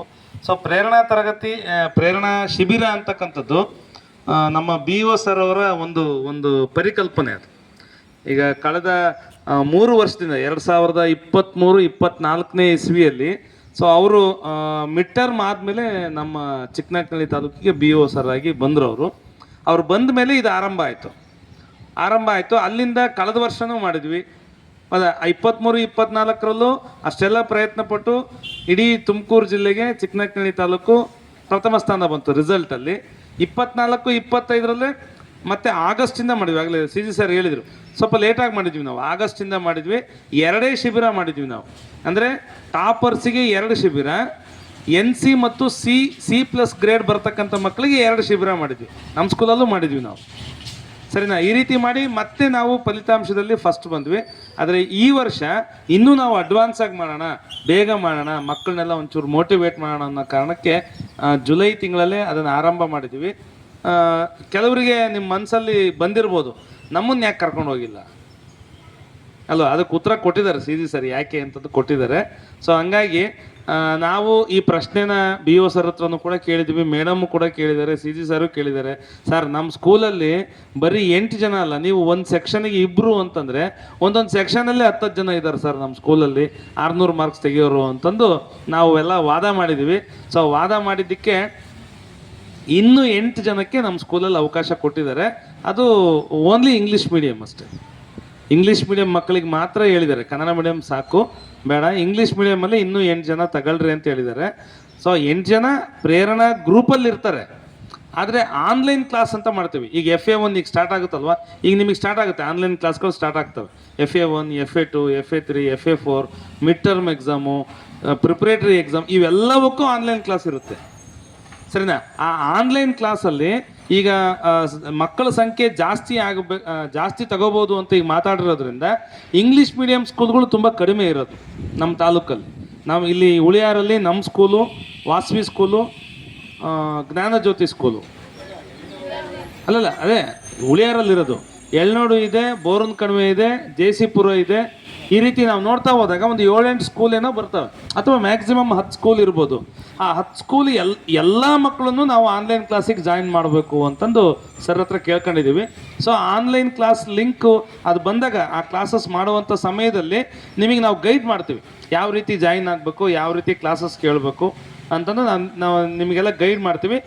ಅಲ್ಲಿ ನೀವು ಜಾಯಿನ್ ಆಗಿಬಿಟ್ಟು ತುಂಬ ನೀಟಾಗಿ ನಿಮಗೆ ಲೆಸನ್ ವೈಸ್ ಅಲ್ಲಿ ಕ್ಲಾಸ್ ಕೊಡ್ತಾ ಹೋಗ್ತಾರೆ. ಅಥವಾ FA1 ಸಿಲೆಬಸ್ ಏನಿರುತ್ತೆ ಅದನ್ನು ನಾವು ಯಾವ ರೀತಿ ಎಕ್ಸಾಮನ್ನು ಅಟೆಂಡ್ ಹೆಂಗೆ ಮಾಡಬೇಕು ಅಂತಕ್ಕಂಥದ್ದು ಎಲ್ಲ ತುಂಬ ಚೆನ್ನಾಗಿ ಒಳ್ಳೊಳ್ಳೆ ಟಿಪ್ಸ್ಗಳನ್ನು ಕೊಡ್ತಾ ಹೋಗ್ತಾರೆ. ಎಲ್ಲ ಬೇರೆ ಬೇರೆ ಶಾಲೆ ಟೀಚರ್ಸ್ ಇರ್ತಾರೆ, ಎಲ್ಲರೂ ಕೂಡ. ಸೊ ಒಟ್ಟಾರೆ ನೀವು ಎಕ್ಸಾಮಲ್ಲಿ ಒಳ್ಳೆ ಅಂಕಗಳನ್ನು ತೆಗಿಲಿಕ್ಕೆ ನಿಮಗೆ ಏನೇನು ಅವಶ್ಯಕತೆ ಇದೆಯೋ ಆ ನಾಲೆಡ್ಜನ್ನು ನಮ್ಮ ತಾಲೂಕಿನ ಟೀಚರ್ಸು ತುಂಬ ಚೆನ್ನಾಗಿ ನಿಮಗೆ ಕೊಡ್ತಾ ಹೋಗ್ತಾರೆ. ಅದನ್ನು ಉಪಯೋಗ ಮಾಡ್ಕೊಳ್ತಕ್ಕಂಥದ್ದು ಯಾರಿಗಿರ್ಬೇಕು? ಟ್ಯಾಲೆಂಟು ನಿಮಗಿರ್ಬೇಕು. ಅರ್ಥ ಆಯ್ತಾ? ಅಥವಾ ಜಾಯಿನ್ ಆಗ್ಬಿಟ್ಟು ಎಲ್ಲ ಹೋಗಿ ಕೂತ್ಕೊಳ್ಳೋದು ಈ ಥರ ಎಲ್ಲ ಮಾಡ್ತಾ ಹೋದರೆ ನಮ್ಮ ಪರಿಶ್ರಮಕ್ಕೆ ಅಲ್ಲಿ ಬೆಲೆನೇ ಇರಲ್ಲ. ತುಂಬ ಕಷ್ಟಪಡ್ತಾರೆ ನೋಡ್ರಿ. ಅವತ್ತು ಸಂಡೇ ಸುಮಾರು ಒಂದು 30-40 ಜನ ಟೀಚರ್ಸ್ ನಾವೆಲ್ಲ ಅಲ್ಲಿ ಇವರು ಪ್ರೇರಣಾ ಶಿಬಿರದಲ್ಲಿದ್ವಿ ಅಲ್ವಾ. ಸಂಡೇ ರಜಾ ಇದ್ದರೂ ಕೂಡ ನಮ್ಮೆಲ್ಲ ಕೆಲಸಗಳನ್ನು ಬಿಟ್ಟು ಎಲ್ಲ ಮಕ್ಕಳಿಗೋಸ್ಕರ ಬಂದಿದ್ದಲ್ಲಿ. ಸರಿನಾ? MLA ತುಂಬ ಚೆನ್ನಾಗಿರೋದು. ಅವತ್ತು ಅವ್ರು ತುಂಬ ಖುಷಿಯಾದರು. MLA ಸಾಹೇಬ್ ಖುಷಿಯಾಗಿ ಇಷ್ಟು ಜನ ಮಕ್ಕಳಿಗೆ ನಾನು ಒಂದು ಕಿಟ್ ಕೊಡ್ತೀನಿ, ಪ್ರೇರಣಾ ಶಿಬಿರದ ಕಿಟ್ ಕೊಡ್ತೀನಿ. ಒಂದು ಬ್ಯಾಗ್ ಕೊಡ್ತಾರೆ, ಒಂದು ವಾಟರ್ ಬಾಟ್ಲ್ ಕೊಡ್ತಾರೆ. ಆಮೇಲೆ ಅದಕ್ಕಿಂತ ಇಂಪಾರ್ಟೆಂಟ್ ಏನು ಅಂತಂದರೆ ಈಗೇನೆಲ್ಲ ನಿಮಗೆ ಘಟಕ ಪರೀಕ್ಷೆಗಳು ನಡೀತಾ ಇದ್ದಾವಲ್ವ, ಲೆಸನ್ ಬೇಸ್ಡ್ ಅಸೆಸ್ಮೆಂಟ್ ಅಂತ ಏನು LBA ಅಂತ ನಡೀತಾ ಇದ್ದಾವಲ್ಲ, ಆ ಮಕ್ಕಳಿಗೆ 6 ಸಬ್ಜೆಕ್ಟ್ನ LBAಗಳನ್ನು ನಿಮಗೆ ಪ್ರಿಂಟೆಡ್ ಕೊಡ್ತಾರೆ, ಫ್ರೀಯಾಗಿ ಕೊಡ್ತಾರೆ MLA. ಸುಮಾರು ಅವತ್ತೆಲ್ಲ ಕುತ್ಕೊಂಡು ನಾವೆಲ್ಲ ಲೆಕ್ಕ ಮಾಡ್ತಾ ಇದ್ವಿ. ಎಲ್ಲ ಮಕ್ಕಳಿಗೂ ಕೊಟ್ಟರೆ ಎಷ್ಟಾಗ್ಬೋದು ಅಂದರೆ ಆ ಬರೇ LBA ಜೆರಾಕ್ಸ್ ಮಾಡಿಕೊಡೋದೇ 1 ಲಕ್ಷ ರೂಪಾಯಿ ದುಡ್ಡು ಆಯಿತು. ಆ ದುಡ್ಡು ಕೂಡ ಕೊಟ್ಟೇ ಬಿಟ್ರು ಆಗಲೇ ಅವರು. 1 ಲಕ್ಷ ರೂಪಾಯಿ ದುಡ್ಡು ಆಯಿತು. ಸೊ ಇಷ್ಟೊಂದು ಇನ್ವೆಸ್ಟ್ ಮಾಡ್ತಾ ಇದ್ದಾರೆ. ಕಾರಣ ಏನು ಅಂದರೆ ನಮ್ಮ ತಾಲೂಕಿನ ಮಕ್ಕಳು ಚೆನ್ನಾಗಿ ಓದಬೇಕು, ಚೆನ್ನಾಗಿ ಬೆಳಿಬೇಕು, ಚೆನ್ನಾಗಿ ಮುಂದೆ ಬರಬೇಕು, ಅವ್ರನ್ನ ಯಾವುದಾದ್ರೂ ಒಂದು ಉನ್ನತ ಹುದ್ದೆಯಲ್ಲಿ ಕಾಣಬೇಕು ಅಂತಕ್ಕಂಥದ್ದು ಅವರ ಕನಸು, MLA ಅವ್ರ ಕನಸದು. ಸೊ ಆ ಕನಸನ್ನು ಈಗ ಅವರಾಗಲಿ ನಾವಾಗಲಿ ಈಡೇರಿಸ್ಕೊಳ್ಲಿಕ್ಕಾಗಲ್ಲ. ಅವ್ರು ಯಾರ ಮೂಲಕ ಈಡೇರಿಸ್ಕೊಳ್ತಿದ್ದಾರೆ? ಯಾರ ಮೂಲಕ? ನಿಮ್ಮ ಮೂಲಕ ಈಡೇರಿಸ್ಕೊಳ್ತಿದ್ದಾರೆ. ಸೊ ಹಂಗಾಗಿ ಒಳ್ಳೊಳ್ಳೆ ಅವಕಾಶಗಳು ನಮ್ಮ ತಾಲೂಕಲ್ಲಿ ಸಿಗ್ತಾ ಇದ್ದಾವೆ. ಅವನ್ನೆಲ್ಲ ಸದುಪಯೋಗ ಪಡಿಸ್ಕೊಳ್ರಿ. ಅರ್ಥ ಆಯ್ತಾ? ಆಮೇಲೆ ಅಲ್ಲಿ ತುಂಬ ಚೆನ್ನಾಗಿ ಹೇಳ್ತಾಯಿದ್ರು, ಎಲ್ಲರೂ ಹೇಳ್ತಾಯಿದ್ರು, ನಿಮ್ಗೆ ಏನೋ ಒಂದು ಡೌಟ್ ಬರುತ್ತೆ, ಯಾವುದೋ ಸಬ್ಜೆಕ್ಟ್, ಎನಿ ಸಬ್ಜೆಕ್ಟ್, ಸರಿನಾ? ನಿಮಗೆ ಡೌಟ್ ಬರುತ್ತೆ. ಡೌಟ್ ಬಂದಾಗ ನಾವು ಹೆಂಗಪ್ಪ ಕೇಳೋದು, ನಾವು ಹೆಂಗೆ ಟೀಚರ್ಸ್ನ ಪ್ರಶ್ನೆ ಮಾಡೋದು ಅಂತಕ್ಕಂಥ ಭಾವನೆ ನಿಮ್ಮಲ್ಲಿತ್ತು ಅಂತಂದರೆ ನೀವು ಖಂಡಿತ ಮುಂದೆ ಬರೋಲ್ಲ. ಅರ್ಥ ಆಗ್ತಿದೆಯಾ? ಖಂಡಿತ ಮುಂದೆ ಬರೋದೇ ಇಲ್ಲ ನೀವು. ಆ ಭಾವನೆ ನಿಮ್ಮಲ್ಲಿ ಬರಬೇಕು. ನಾವು ಕೇಳಬೇಕು, ನಮ್ಮ ಡೌಟ್ಗಳನ್ನು ಕ್ಲಿಯರ್ ಮಾಡ್ಕೋಬೇಕು. ಟೀಚರ್ಸ್ನ ಪ್ರಶ್ನೆ ಮಾಡ್ತೀವಿ ಅಂತ ಅಂದ್ಕೊಬಿಡ್ರಿ. ನೀವು ನಿಮ್ಮ ಡೌಟ್ಗಳನ್ನು ಕ್ಲಿಯರ್ ಮಾಡ್ಕೋತಾ ಇದ್ದೀವಿ ಅಂತ ಅಂದ್ಕೋಬೇಕು ಅಷ್ಟೇ. ಅರ್ಥ ಆಯ್ತಾ? ನೀವೆಷ್ಟು ಪ್ರಶ್ನೆ ಕೇಳ್ತಿರೋ ಅಷ್ಟು ನಾವು ಹುಷಾರಾಗ್ತೀವಿ. ನೀವು ಪ್ರಶ್ನೆ ಕೇಳಿಲ್ಲ ಅಂದರೆ ನಮಗೇನು ಬರುತ್ತೋ ಅದನ್ನ ಹೇಳ್ತೀವಿ, ಬರ್ತೀವಿ. ಅರ್ಥ ಆಗ್ತಿದೆಯಾ? ನೀವು ಪ್ರಶ್ನೆ ಮಾಡಬೇಕು. ಏನೋ ಯಾವುದೋ ಒಂದು ಕಾನ್ಸೆಪ್ಟ್ ಅರ್ಥ ಆಗಲಿಲ್ಲ ಅಂತಂದರೆ ಸುಮ್ಮನೆ ಕೂತ್ಕೋಬಾರ್ದು. ನನಗಿದು ಗೊತ್ತಾಗಿಲ್ಲ, ಇನ್ನೊಂದು ಸಲ ಹೇಳ್ಕೊಡ್ರಿ ಮಿಸ್, ಇನ್ನೊಂದು ಸಲ ಹೇಳ್ಕೊಡ್ರಿ ಸರ್ ಅಂತ ಪ್ರಶ್ನೆ ಮಾಡ್ಬೇಕು. ಯಾರಾದರೂ ಬೈತಾರ? ಯಾರೂ ಬೈಯಲ್ಲ. ಆಯಿತಾ. ಆಮೇಲೆ ಈಗ ಗ್ರೂಪಲ್ಲಿ ಇರ್ತಕ್ಕಂಥ ಮಕ್ಕಳು ನೀವೆಲ್ಲ ನಿಮಗೆ ಗೊತ್ತಾಗಿರ್ಬೋದು ಗ್ರೂಪಲ್ಲಿ ಏನು ನಡೀತಾ ಇದೆ ಅಂತಕ್ಕಂಥದ್ದು. ನಿಮಗೆ ಏನು ಡೌಟ್ ಬರೋದು ಅಂದ್ರೆ ಎಷ್ಟೋ ಜನ ಮಕ್ಕಳು ಪ್ರಶ್ನೆಗಳನ್ನು ಹಾಕ್ತಿದ್ದಾರೆ.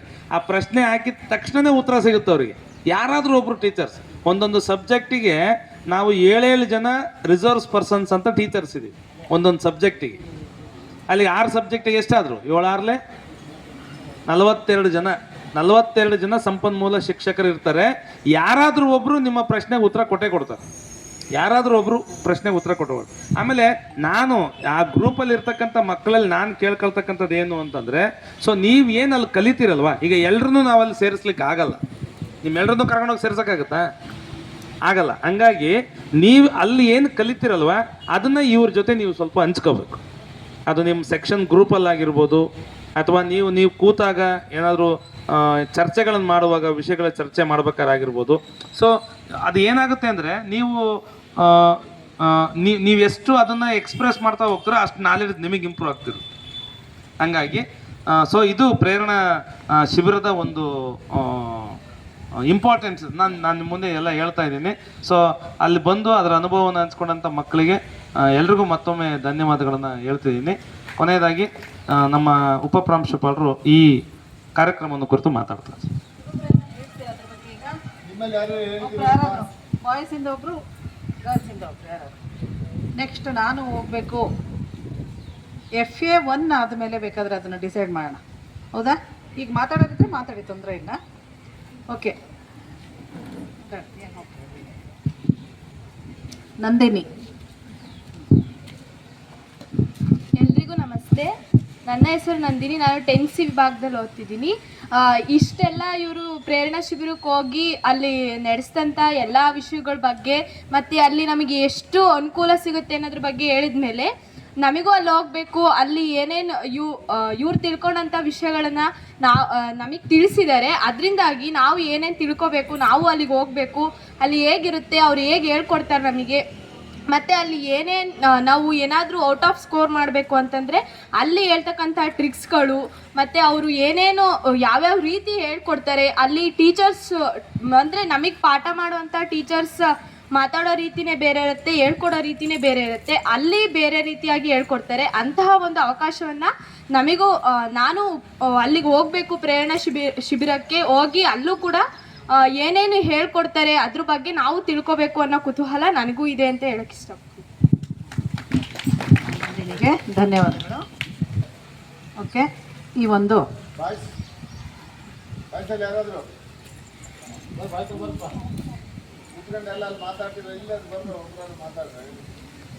ಒಂದು ಪ್ರೇರಣಾ ಕಾರ್ಯಕ್ರಮದ ಪ್ರೇರಣಾ ತರಗತಿ ನಿಮಗೆ ಪ್ರೇರಣೆ ಆಗ್ತಕ್ಕಂತಹ ಇಲ್ಲಿ ಒಂದು ಸಭೆ, ಆ ಸಭೆಯ ಹಿರಿಯ ಶಿಕ್ಷಕರು ಎಲ್ಲ ಇಲ್ಲಿ ಹಾಜರಿದ್ದಾರೆ. ಗವಿರಂಗೆ ಸರು, ಶೇಖರ ಸರು, ಉಳಿದ ಎಲ್ಲ ಶಿಕ್ಷಕರು, ಪ್ರೀತಿಯ ವಿದ್ಯಾರ್ಥಿನಿಯರು.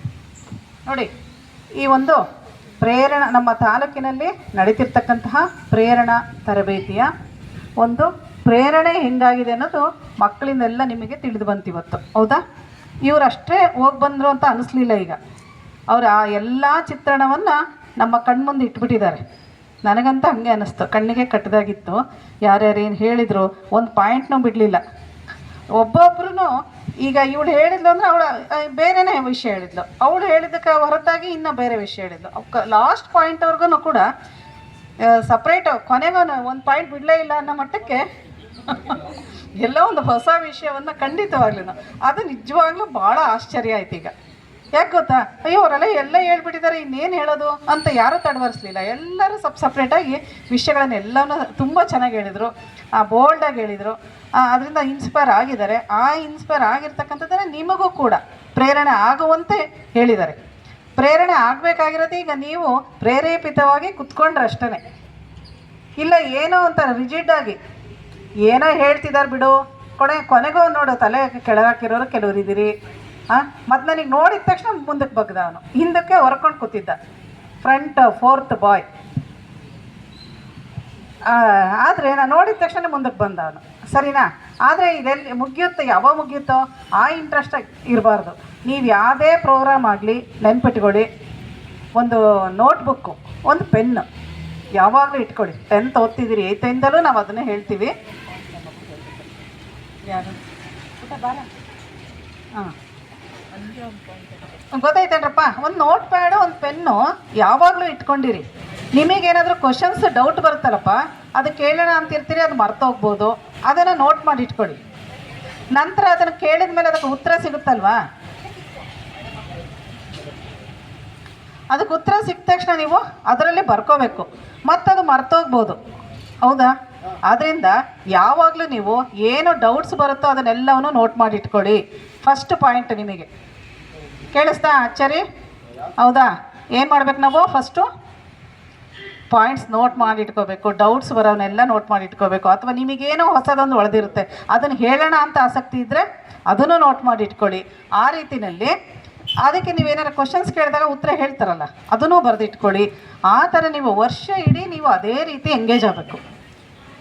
ಈಗ ಏನು ಈ ತಾಲೂಕಿನಲ್ಲಿ ಪ್ರೋಗ್ರಾಮ್ಸ್ ನಡೀತಿದ್ದಾವೆ, ನಾನು ಹೊಸದುರ್ಗ ತಾಲೂಕು, ಆದರೆ ನನಗೇನು ಅನ್ಸುತ್ತೆ ಅಂದರೆ ಎಷ್ಟೊಂದು ಹೊಸ ಹೊಸ ಪ್ರೋಗ್ರಾಮ್ಸ್ ನಡೆಯುತ್ತೆ ಅನ್ನೋದು ನಾನು ಅಲ್ಲಿ ಇನ್ಸ್ಪೈರ್ ಆಗಿ ಹೇಳ್ತಾ ಇರ್ತೀನಿ. ಕೆಲವೊಂದು ನಾನು ಅದೇ ರೀತಿ ಅನ್ನಿಸ್ತಾ ಇದೆ ನನಗೂ. ಆದ್ದರಿಂದ ನೀವು ಅದೃಷ್ಟವಂತರೀಗ, ಅಷ್ಟು ಚೆನ್ನಾಗಿ ನಿಮಗೆ ಪ್ರೋಗ್ರಾಮ್ಸ್ ಕೊಡ್ತಾ ಇದ್ದಾರೆ, ಇನ್ಸ್ಪೈರ್ ಮಾಡ್ತಿದ್ದಾರೆ. MLA ಸರು, BO ಭಾಳ ಮಟ್ಟಿಗೆ ಕೋಆಪ್ರೇಟ್ ಮಾಡ್ತಿದ್ದಾರೆ ಮತ್ತು ಪ್ರೇರಣೆ ಆಗಿದ್ದಾರೆ ಅವರು. ಅದು ನಿಮಗೇನಾಗಬೇಕು, ಈಗ ಮಾದರಿ ಆಗಬೇಕೀಗ. ಹೌದಾ? ಅದರಿಂದ ನೀವು ಪ್ರೇರಣೆಗೊಂಡು ಖಂಡಿತವಾಗಿಯೂ ನಮ್ಮ ಶಾಲೆಯಿಂದ ಎಷ್ಟು ಜನ ಟಾಪ್ ಬರ್ತೀರಿ? ಈಗ 600 ಕ್ರಾಸ್ ಮಾಡ್ತೀವಿ. ಎಷ್ಟು ಜನ? ಹಾಂ ಸರಿ, ಪ್ರಯತ್ನ ಎಲ್ಲರೂ ಮಾಡಬೇಕು. ಬಾಯ್ಸ್ ಕಡೆಯಿಂದ ಕೈ ನೋಡ್ರಿ, ಯಾರೂ ಕೈ ಎತ್ತಿಲ್ಲ. ಏನ್ರಪ್ಪ? ಹಾಂ, ಪ್ರಯತ್ನ ಮಾಡ್ಬೋದಲ್ವಾ? ಬರೋದು ಬಿಡೋದು ಸೆಕೆಂಡ್ರಿ, ಪ್ರಯತ್ನ ನಮ್ಮದು, ಫಲ ಪರಮಾತ್ಮನದು. ಓಕೆ, ಪ್ರಯತ್ನ ಮಾಡ್ತಾ ಇರೋಣ, ಅದಕ್ಕೆ ರಿಸಲ್ಟು ಬಂದೇ ಬರುತ್ತೆ. ಓಕೆ ಅಲ್ವಾ? ಅದರಿಂದ ಅಟ್ಲೀಸ್ಟ್ ನಾವು ಒಂದು 10-15 ಅಂತ ಎಕ್ಸ್ಪೆಕ್ಟ್ ಮಾಡೋಣವಾ? 10 ಅಂತೂ ಕಾಯಂ ಅಂತ ಅಂದ್ಕೊಳ್ಳೋಣವಾ? ಸರಿ, 15 ಅಂತಲೇ ಇಟ್ಕೊಂಡ್ಬಿಡೋಣ. ನೋಡೋಣ ಅಲ್ಲಿಗೆ 10 ಬರುತ್ತಾ ಅಂತ. ಸರಿ, 15 ಅಂತಲೇ ಕಾಯಮ್ಮಾಗಿ ಈಗ ಇಟ್ಕೊಂಡಿರೋಣ ನಾವು. ಅದನ್ನು ಬ್ರೇಕ್ ಮಾಡ್ಬೋದು ಇನ್ನು ಉಳಿದವ್ರು. ಅದರಿಂದ ನೀವು ಆ ಪ್ರೇರಣೆ ಮತ್ತು ಏನು ಲೈವು ಗೂಗಲ್ ಮೀಟು ಅಥವಾ ಝೂಮು ಮಾಡ್ತಾರೆ ಅಂತ ಅಂದಾಗ ಎಲ್ಲರೂ ಭಾಗವಹಿಸ್ಬೋದು. ಕಂಪಲ್ಸರಿಯಾಗಿ ಎಲ್ಲರೂ ಭಾಗವಹಿಸ್ರಿ. ಆ ಟೈಮಲ್ಲಿ ಆಂಡ್ರಾಯ್ಡ್ ಫೋನ್ಸನ್ನು ಇಟ್ಕೊಳ್ಳಿ, ನೀವು ಇಟ್ಕೊಂಡ್ಬಿಟ್ಟು ಎಲ್ಲರೂ ಭಾಗವಹಿಸಿ ಕ್ವಶನ್ಸ್ ಕೇಳ್ರಿ. ನಿಮಗೇನಾರು ಡೌಟ್ಸ್ ಬಂದಿರೋ ಇವ್ರಿಗೆ ಹೇಳಿದರೆ, ಇವ್ರು ಗ್ರೂಪಲ್ಲಿದ್ದಾರಲ್ಲ, ಅವರು ಬೇಕಾದ್ರೆ ಕ್ವಶನ್ಸ್ ಹಾಕ್ಬಿಟ್ಟು ಅದಕ್ಕೆ ಉತ್ತರ ಕೊಡ್ತಾರೆ. ಇವ್ರಿಗೆ ಗೊತ್ತಿದ್ರೆ ಅವರು ಕೊಡ್ತಾರೆ. ಅದರಿಂದ ಚರ್ಚೆಗಳನ್ನು ಮಾಡ್ತಾ ನಾನು ಪ್ರತಿ ತರಗತಿಗೂ ಬಂದು ಮೊನ್ನೆ ಹೇಳೋಗಿದ್ದೆ ಅಲ್ವಾ? ಯಾರೂ ಬೇಜಾರಾಗಬೇಡ್ರಿ. ಕನ್ನಡ ಮೀಡಿಯಮಲ್ಲಿ 4 ಜನ ಹೆಸರು ಕೊಟ್ಬಿಟ್ಟಿದ್ರು, 2 ಮಾತ್ರ ಕಳಿಸಿದ್ವಿ ನಾವು. ಅದೇ ನೀವು ಯಾರೂ ಬೇಜಾರಾಗೋ ಅವಶ್ಯಕತೆ ಇಲ್ಲ. ಏನು ಅಲ್ಲಿ ಮಾಡ್ಕೊಂಡು ಬಂದಿರತಕ್ಕಂತಹ ಆ ತರಬೇತಿ ಏನಿದೆ ಇಲ್ಲಿ ಮತ್ತೆ ನಾವು ಕೊಡಿಸ್ತೀವಿ. ಹೌದಾ?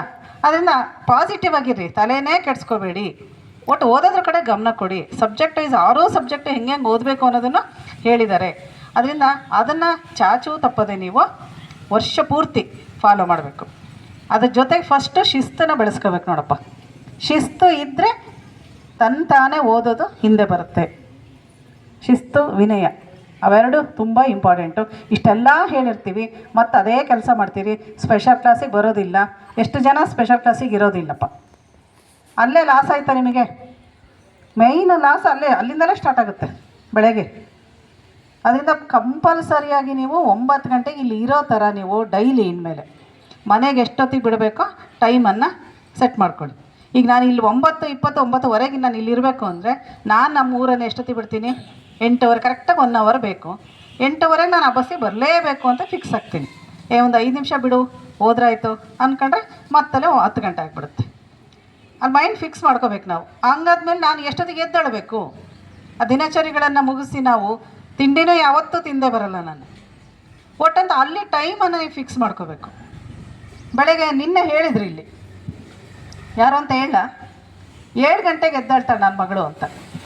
ಆದರೆ ಹೊರಡೋದು 7 ಗಂಟೆಗೆ ಅಂದರೆ ಅಲ್ಲಿಗೆ ಒಂದು 5 ನಿಮಿಷ ಬಳಸ್ಕೋಬೋದು ಅಷ್ಟೇ ಅಂತ ಹೇಳಿದರು. ಒಂದು ಉದಾಹರಣೆ ಇದು ನಮ್ಮ ಶಾಲೆದು. ಆದ್ದರಿಂದ ಆ ಥರ ಆಗಬಾರ್ದು. ಅವರು ಅವರಮ್ಮ ತಿಂಡಿ ತಟ್ಟೆಲ್ಲಿ ರೆಡಿ ಇಟ್ಕೊಂಡಿರ್ಬೇಕು. ಅವಳು ಎದ್ದ ತಕ್ಷಣ ಯೂನಿಫಾರ್ಮ್ ಹಾಕ್ಕೊಂಡು ಒಟ್ಟು ಏನು ಅವ್ರ ಕೆಲಸಗಳಿದ್ದಾವೆ 5 ಇಲ್ಲ 10 ನಿಮಿಷದ ಒಳಗೆ ಮುಗಿಸಿ ತಿಂಡಿ ಕೊಟ್ಬಿಡ್ಬೇಕು ಅವರಮ್ಮ. ತಿಂದು ಬರ್ತಾ ಇರೋದು ಬ್ಯಾಗ್ ಹಾಕ್ಕೊಂಡು. ಅದು ಸರಿನಾ?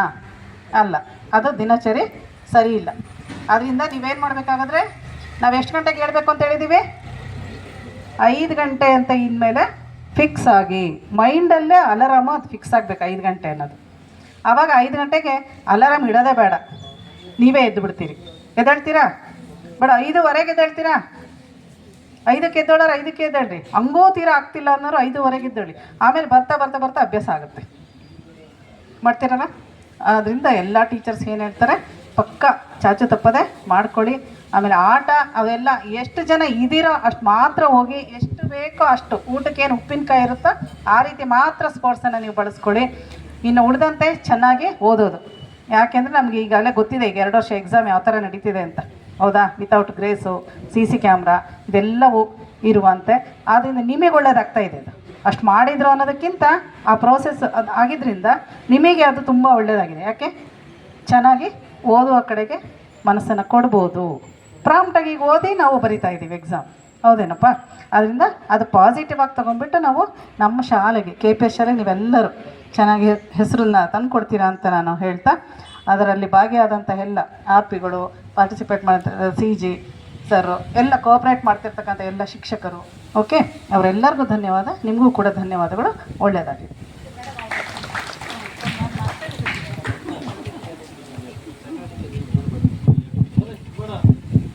ಈಗ ಒಂದು ಚಟುವಟಿಕೆ ಐತೆ, ಎಲ್ಲರೂ ಸ್ಟ್ರೈಟಾಗಿ ಕೂತ್ಕೊಳ್ರಿ, ಕಣ್ಣು ಮುಚ್ಚ್ರಿ. ಈಗ 625 ಬಂದಿತ್ತು ಅಂತ ಕಣ್ಣು ಮುಚ್ಚಬೇಕು. 620 ಬಂದಿತ್ತು ಅಂತ ಅಂದ್ಕೊಳ್ರಿ. ರಿಲೇಟಿವ್ಸ್ ಹೆಂಗೆ ಆಗ್ತದೆ? Feel the feeling and neighbours and friends. How is the feeling? How is the feeling? ಅವ್ರ ಖುಷಿಯಲ್ಲಿ ಮಾತಾಡೋಕ್ಕಾಗ್ತಾ ಇಲ್ಲಪ್ಪ. ನೀವು ಹೇಳ್ಬೇಕು. 625 ಬಂದಿದೆ. ನಿಮ್ಮ ಫ್ರೆಂಡ್ಸ್ ಹೇಗೆ ನೋಡ್ತಾರೆ, ರಿಲೇಟಿವ್ಸ್ ಹೇಗೆ ನೋಡ್ತಾರೆ, ಅಕ್ಕಪಕ್ಕದವ್ರು ಹೇಗೆ ನೋಡ್ತಾರೆ, ಎಲ್ಲಿ ಬಂತು ಅಂತ ಕನ್ಫ್ಯೂಷನ್ ಆಗಿದೆ. ಅವ್ರು ಅದರಲ್ಲಿ ಮುಳುಗೋಗ್ಬಿಟ್ಟಿದ್ದಾರೆ ಈಗ.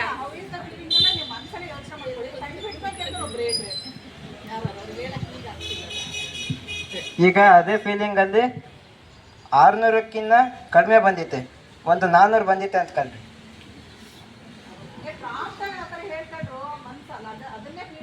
ಶೋಭಾ, ನೀವು ಹೊಂದ್ಕೊಂಡ್ಬಿಟ್ರೆ 200 ಬರೋದು. ಆಗ ಎಲ್ಲರೂ ಯಾವ ಥರ ನೋಡ್ತಾರೆ ನಿಮ್ಮನ್ನು, ಅದನ್ನು ಫೀಲ್ ಮಾಡಿರಿ.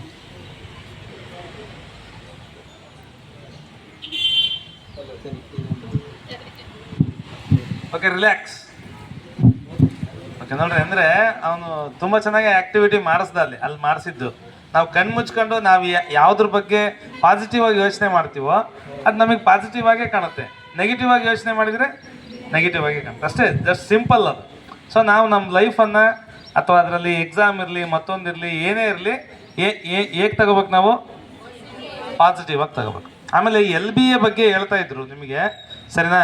LBA ಅದು ಓದೋದಕ್ಕೆ ಇರ್ತಕ್ಕಂಥ ಪುಸ್ತಕ ಅಲ್ಲ, ಅರ್ಥ ಆಯ್ತಾ? ಲೆಸನ್ ಬೇಸ್ಡ್ ಅಸೆಸ್ಮೆಂಟ್ ಅಂತ. ಸೊ ಅದರಲ್ಲಿ ಅದೊಂದು ಕ್ವಶನ್ ಬ್ಯಾಂಕ್ ಥರ. ಅದು LBA ಒಂದು ರೀತಿ ಕ್ವಶನ್ ಬ್ಯಾಂಕ್ ಥರ. ಅದರಲ್ಲಿರ್ತಕ್ಕಂಥ ಪ್ರಶ್ನೆಗಳನ್ನು ನೀವು ಕಡ್ಡಾಯವಾಗಿ ಅಭ್ಯಾಸ ಮಾಡಬೇಕು, ನಿಮ್ಮ ಸಬ್ಜೆಕ್ಟ್ ಟೀಚರ್ಸ್ನ ಹೆಲ್ಪ್ ತಗೊಂಡು. ಅರ್ಥ ಆಯ್ತಾ? ಸೊ ಅದರಲ್ಲಿರ್ತಕ್ಕಂಥ ಪ್ರಶ್ನೆಗಳೇ ನಿಮಗೆ ಎಲ್ಲ FAಗಳಿಗೆ ಬರೋದು, ಮಿಡ್ ಟರ್ಮಿಗೆ ಬರೋದು, ಇವನ್ ಆನ್ಯುವಲ್ ಎಕ್ಸಾಮ್ಗೂ ಕೂಡ ಅದೇ ಬರೋದು ಅಂತ ಕೂಡ ಹೇಳಿದ್ದಾರೆ. ಔಟ್ ಆಫ್ ದ LBA ಯಾವ ಪ್ರಶ್ನೆನೂ ಬರೋಲ್ಲ. ಅರ್ಥ ಆಗ್ತಿದೆಯಾ? ನೋಡ್ರಿ, ನಿಮಗೆ ಒಂದಿನ ಪ್ರೇರಣಾ ತರಗತಿ ಮಾಡ್ತಾರೆ, ಅಥವಾ 2 ದಿನ ಮಾಡ್ತಾರೆ, 4 ದಿನ ಮಾಡ್ತಾರೆ. ನಮಗೆ ಪ್ರತಿದಿನ ಮೀಟಿಂಗ್ ಮಾಡ್ತಿದ್ದಾರೆ BO ಸರ್, ಪ್ರತಿದಿನ ರಾತ್ರಿ.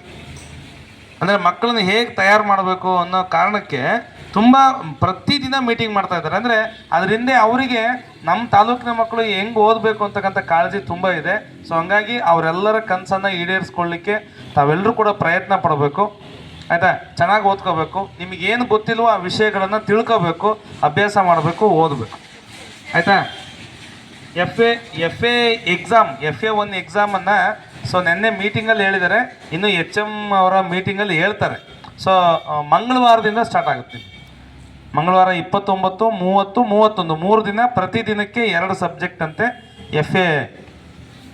FA ಎಕ್ಸಾಮ್ಗಳು ಸ್ಟಾರ್ಟ್ ಆಗ್ತವೆ.